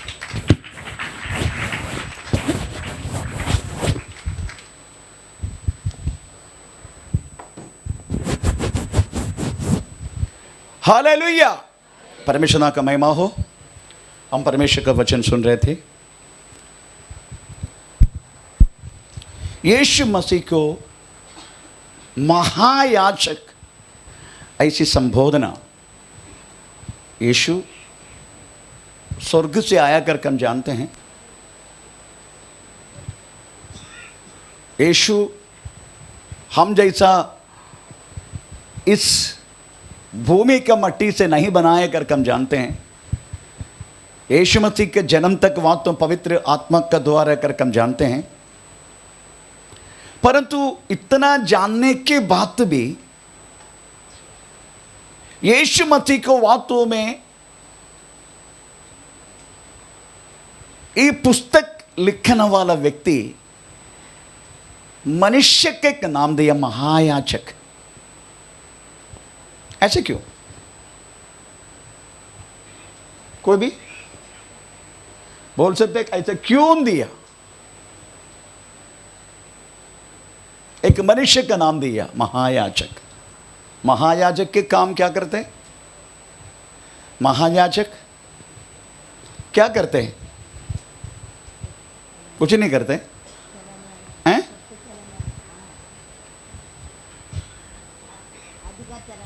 अधिकार चलाते हैं, केवल अधिकार, बाकी कुछ नहीं। हाँ, किसके लिए? हाँ, मनुष्य की पापों को प्रायश्चित करने के लिए किया गया वह पापों के मुताबिक मृगों की लहू लेके अति पवित्र जगह में प्रवेश करने वाले की व्यक्तित्व वास्तव में महायाजक। इसलिए अति पवित्र जगह में महायाजक के अलावा बाकी कोई भी नहीं जा सकते। मैक्सिमम पवित्र जगह तक बाकी याचक जाके खड़ा हो सकता है, आमीन। परंतु अति पवित्र जगह में प्रवेश करने के लिए वो भी वर्ष में एक बार उसमें करने के उसका अंदर जाने के लिए भी पहले वो महायाजक अपने पापों को प्रायश्चित करने का, आमीन। उसकी बात पवित्र लहू लोगों की पाप का प्रायश्चित के लहू लेकर यदि पवित्र जगह में जाने से पहले अपने पैरों में भी कुछ एक रस्सी बांध के प्रेज लॉर्ड हमें बाहर तक छोड़ना पड़ेगा। उसके पैर में एक मणि बांधना पड़ेगा, आमीन। महायाजक वास्तव में अति पवित्र जगह में प्रेज लॉर्ड ये प्रायश्चित का मनुष्य की प्रायश्चित का लहू छिड़काने के समय प्रेज लॉर्ड हमें बाहर रहने वाले लोग अति श्रद्धा से हमें प्रेज लॉर्ड सुन रहे, वो अति पवित्र जगह में वो प्रवेश किया हुआ उस व्यक्ति उसका पैर में जो मणि बांधा है उसकी आवाज आ रही कि नहीं। अगर आवाज नहीं आया समझने का अति पवित्र जगह में ही ये महायाजक खत्म हो चुका है, आमीन। Praise the Lord. ये बात समझने का खत्म हो चुका है, ये व्यक्ति अभी जिंदा नहीं है। अगर कंटिन्यू शब्द सुन रहे तो समझने का व्यक्ति जिंदा है, हमें कोई प्रॉब्लम नहीं है। ये शुश्रूषा महायाजक के अलावा दूसरे कोई नहीं कर सकते। इसलिए इब्राहिम पत्र ही लिखा व्यक्ति बोल रहे यीशु मसीह भी जैसा महायाजक करते हैं वैसा ही एक उसमें एक क्या बोलते हैं एक डिफरेंस है, एक अंदर है। बात यही है महायाजक अपने पापों के लिए पहले प्रायश्चित करना पड़ेगा, पर यीशु मसीह उसको करने की जरूरत नहीं। आमीन। Praise the Lord. आप वो क्या बोलते हैं दूसरा अध्याय इब्राहिम पत्र दूसरा अध्याय हमें 17 से लेके 17 से लेके हमें प्रेज द लॉर्ड 18 तक पढ़ के देख उसमें क्या लिखा है। इस कारण उसको चाहिए था कि सब बातों में अपने भाइयों के समान बने, जिससे वह उन बातों में जो परमेश्वर से संबंध रखती है एक दयालु और विश्वास योग्य महायाजक बने, ताकि लोगों के पापों के लिए प्रायश्चित करे। क्योंकि जब उसने परीक्षा की दशा में दुख उठाया तो वह उनकी भी सहायता कर सकता है जिनकी परीक्षा होती है। Praise the Lord. जैसे महायाजक ने जिस तरीका से वास्तव में लोगों के लिए हमें प्रायश्चित करने का पवित्र जगह में प्रवेश की, वैसा यीशु मसीह भी वैसा ही किया। यीशु मसीह की बात एक डिफरेंस है। चलो वो डिफरेंस के बारे में वास्तव में इब्राहिम पत्र 10 अध्याय का 19 से लिखा है।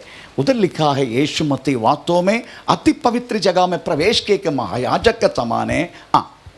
इसलिए ये भाइयों जब हमें यीशु के लहू के द्वारा उस नए और जीवित मार्ग से पवित्र स्थान में प्रवेश करने का हियाव हो गया है, जो उसने पर्दे अर्थात अपने शरीर में से होकर हमारे लिए अभिषेक किया है, और इसलिए कि हमारा ऐसा महान याजक है जो परमेश्वर के घर का अधिकारी है। तो आओ। Praise the Lord. क्योंकि यीशु परमेश्वर के घर का अधिकारी है, इसलिए उन्होंने क्या किया, अपना पवित्र लहू लेके अति पवित्र जगह स्वर्ग में, क्योंकि वो अधिकारी उधर का,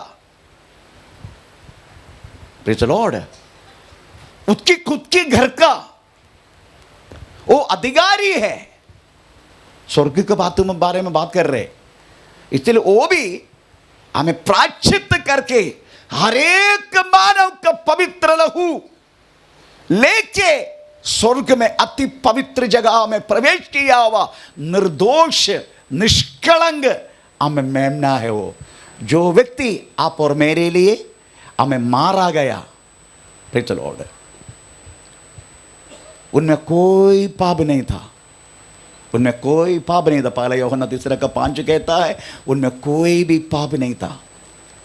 प्रेज़ द लॉर्ड। ये सब बातों में बोलने के कारण क्या है? महायाजक उन्होंने छिड़काया है, हमें अति पवित्र जगह में मनुष्य की प्रायश्चित के लिए हमें लहू लेके प्रेज़ द लॉर्ड अधिकार के साथ स्वर्ग में प्रवेश हुआ है। ये सब बोलने के कारण क्या है? बोलने के कारण प्रेज़ द लॉर्ड प्रभु का दास हमें बोला नहीं, बोलने के एक ही कारण है, क्योंकि हमें एक विश्राम दिन बाकी बचा है। एक विश्राम दिन,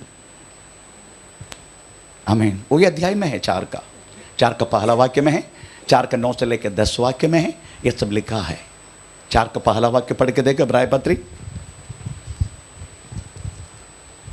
इसलिए जबकि उसके विश्राम में प्रवेश करने की प्रतिज्ञा अब तक है, तो हमें डरना चाहिए, ऐसा न हो कि तुम में से कोई जन उससे वंचित रह जाए। Praise the Lord. हमें वास्तव में एक विश्राम के लिए तैयार होना है। इतने वास्तव में इब्रानी पत्र लिखने वाला व्यक्ति ये सारी बात हमें यही कह रहा है, क्योंकि हर एक मनुष्य के लिए एक विश्राम बाकी है। वो कौन सी विश्राम है करके प्रेज़ द लॉर्ड हमें समझना जरूरी है। कौन सी विश्राम है? एक विश्राम बाकी है हमारे लिए। सब लोग वास्तव में अपना अपना कामों में प्रेज़ द लॉर्ड हमें विश्राम लेने के लिए चाहते हैं। कोई लोग रिटायरमेंट लेने के लिए चाहते हैं, प्रेज़ द स्तोत्र। वैसा ही पृथ्वी पर रहने वाला हर एक विश्वासी को एक रिटायरमेंट लेने की एक समय है, प्रेज़ द लॉर्ड। एक विश्राम लेने की समय है। वो समय का वर्णन उत्पत्ति के 2 में लिखा है। उस विश्राम की जगह की बातें भजन संहिता 95 का 11 वाक्य में लिखा है। भजन संहिता 95 11 वाक्य पढ़ेंगे।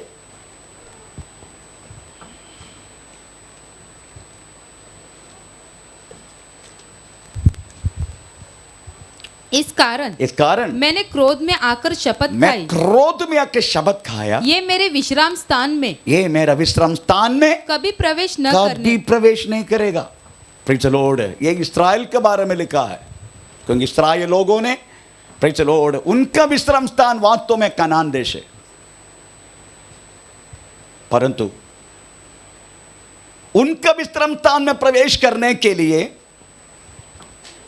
हर एक बाल बकरी हर एक चीजों का लहू लेके महायाजक वास्तव में अति पवित्र जगह में प्रवेश करके उनको प्रायश्चित करना पड़ता था।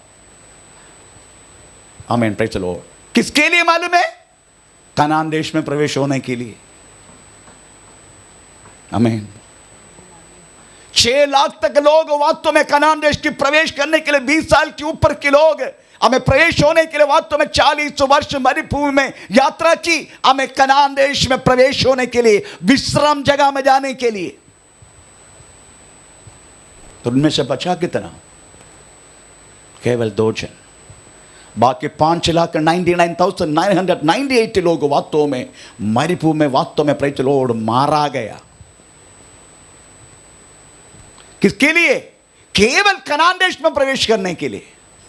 परंतु हमारा महायाजक प्रभु यीशु मसीह, प्रेज़ द लॉर्ड, इसलिए हर एक मानव का पवित्र लहू हमें कालवरी क्रूस पर आज से 2025 साल पहले छिड़का के पूरा दे के उन्होंने अपना पवित्र लहू के साथ हमें स्वर्गीय स्थान में, जो उन्होंने स्वर्ग का अधिकारी है, वो प्रवेश हुआ। किसके लिए मालूम है?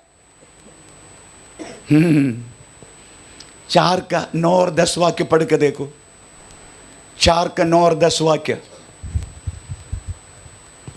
अतः जान लो कि परमेश्वर के लोगों के लिए शब्बत का विश्राम बाकी है। शब्बत के विश्राम बाकी है, क्योंकि जिसने उसके विश्राम में प्रवेश किया है, उसने भी परमेश्वर के समान अपने आप को पूरा करके, ये सारी पृथ्वी पर रहने वाला हर एक विश्वासी को एक विश्राम के लिए तैयार होना है।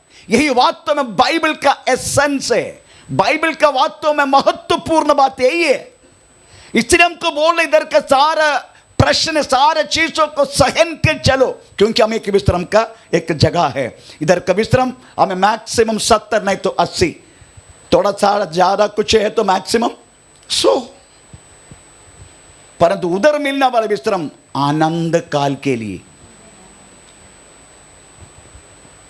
इसलिए इधर की बातों को, हर एक चीजों को वास्तव में सहन के चलो करके बोलते हमें। इधर का हर एक चीजों को सहन करो, क्योंकि हमारे लिए एक विश्राम स्थान है। हम वो विश्राम स्थान के बारे में थोड़ा सा 1-2 मिनट, क्योंकि सबको वोट करने के लिए जाना है। मध्यस्थ प्रार्थना भी कैंसिल है आज का, सबको वोट करने के लिए जाना है। सबका वोट है ना? सब करके आया क्या? करा किया नहीं ना? बस सबको जाना है, मैं भी जाएगा। हाँ, समझने का ये विश्राम स्थान की वर्णना उत्पत्ति किताब 2 अध्याय का 2 वाक्य में प्रेज़ द लॉर्ड मूसा कह रहा है, परमेश्वर ने वास्तव में सब कुछ बना के सातवां दिन विश्राम किया। परंतु उनमें एक बात आप ध्यान रखने का, हर एक दिन परमेश्वर बनाने के बाद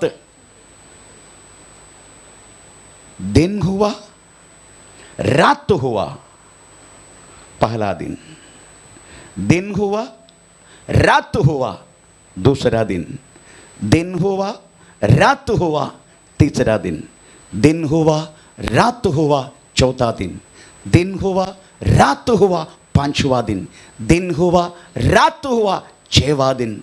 7वां दिन के बारे में लिखा है क्या? थोड़ा चेक करके देखो, लिखा। और परमेश्वर ने हाँ। 7वें दिन को आशीष दी और पवित्र ठहराया, हाँ। क्योंकि उसमें उसने हाँ। सृष्टि की रचना के अपने सारे काम से हाँ। विश्राम लिया। दिन हुआ, रात हुआ, 7वां दिन, ऐसा नहीं लिखा। आप बाइबल पढ़ने के टाइम है ना, बहुत ध्यान से पढ़ने का, समझ में नहीं आया तो भी पढ़ने का। मेरा सबसे बड़ा बात यही है, एक एक वर्ड में हमें बहुत सूक्ष्मता से पढ़ता हूं। Praise the Lord. कदापि उधर लिखा नहीं है वास्तव में 7वां दिन हुआ, रात हुआ, क्योंकि 7वां दिन को वास्तव में अंत है ही नहीं। उसको बोलते वास्तव में अंधकाल की समय।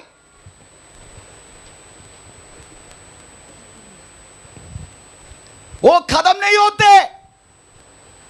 हम सब खत्म होने वालों के लिए, खत्म होने वाले चीजों के लिए, हमें प्रेज़ दिखने वाला चीजों के लिए हमें प्रेज़, हम मर रहे पृथ्वी पर।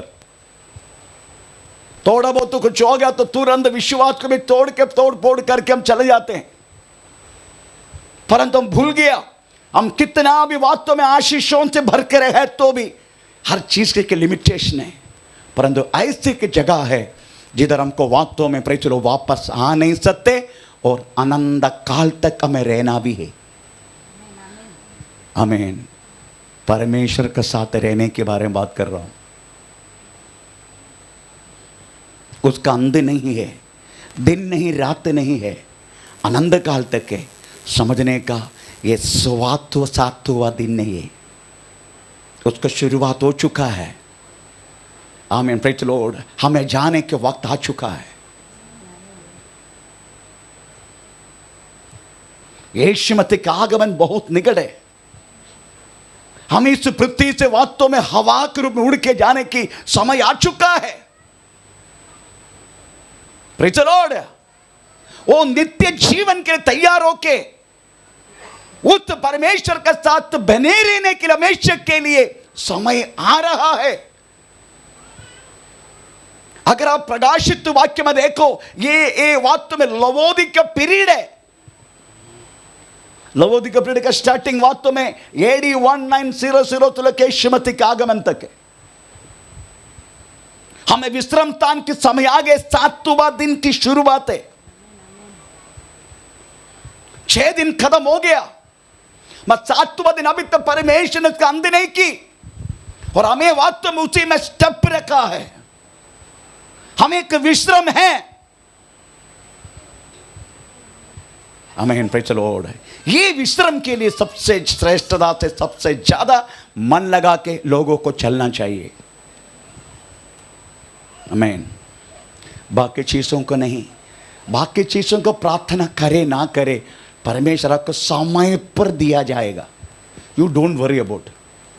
प्रभु खुद बोलते, हमें तेरी आवश्यकता हमें क्या क्या है करके मैं तुम मांगने से पहले मैं जान चुका हूं। अगर प्रभु ने एक पापा नहीं तो मेरा बच्चा बोल रहे, डैडी मेरे को रात को डिनर देगा ना, देगा ना। 1 घंटे के बाद देखो आपने बोला देगा ना, मुझे देगा ना। थोड़ा और 2-3 घंटे के बाद देखो मैं 2 बार पूछे ना, पक्का देगा ना। मैं क्या बोलेगा इनको आखिरी में, नहीं मिलेगा तेरे को।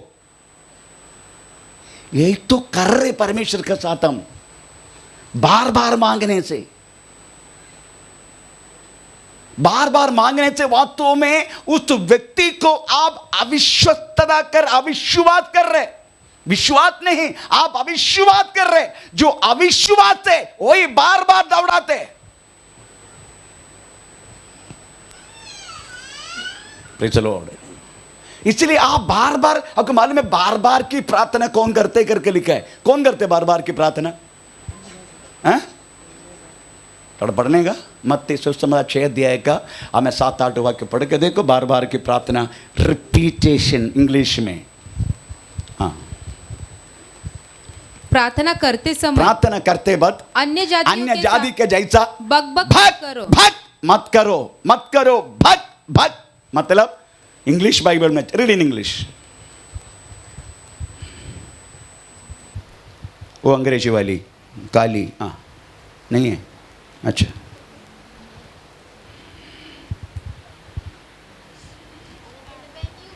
हाँ, सबको सुनाई दे रहे ना? हाँ। And when you pray, हाँ। do not use when repetitions. Repetition हमें भग भग करना, बार बार बोलना। आज हम सुबह देना, कल भी देना, आज भी सुबह देना, कल देना, दोपहर को देना, शाम को देना, वो देना, ये देना। हाँ, एरु इलु हम आपकी आवश्यकता धन्यवाद के साथ प्रभु के साथ एक बार बोलो, एक बार बोलो। प्रभु की इच्छा है आपको उधर ही उसी समय मिलेगा। प्रभु की इच्छा है तो आपको बाद में मिलेगा। प्रभु की इच्छा है तो आपको जरूर मिलेगा। परंतु आप बार बार प्रार्थना करने का कुछ बात लिखा है।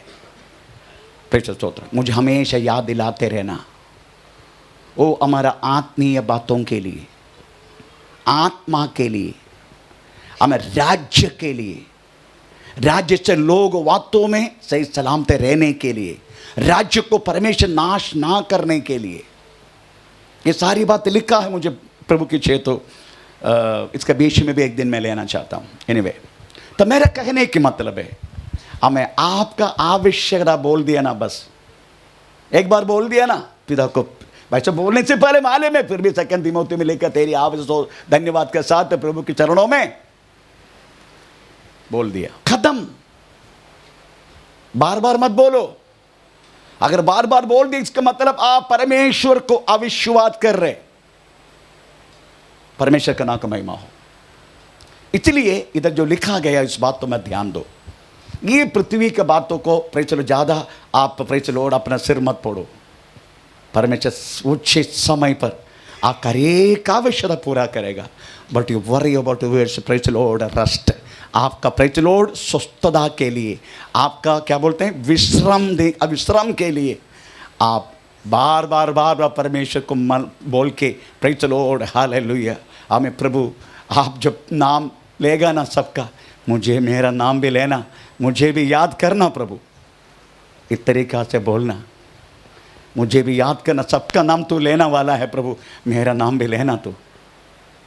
प्रेज द लॉर्ड, हमको यही प्रार्थना दिनों में होना चाहिए, उसके लिए वास्तव में हम प्रेज द लॉर्ड काम करना चाहिए, काम करना चाहिए उसके लिए। ऐसे लिखा है, प्रेज तुम्हारा उद्धार की बातों के लिए तुम काम करो, काम करो। फिलिपिन चैप्टर 2 अध्याय का 12 वाक्य, उसके लिए तुम प्रयत्न करो। आइए हम अपना को प्रभु का अपने समर्पण करें। ओ धन्यवाद करते परिशुद्ध पिता, प्रेज द लॉर्ड।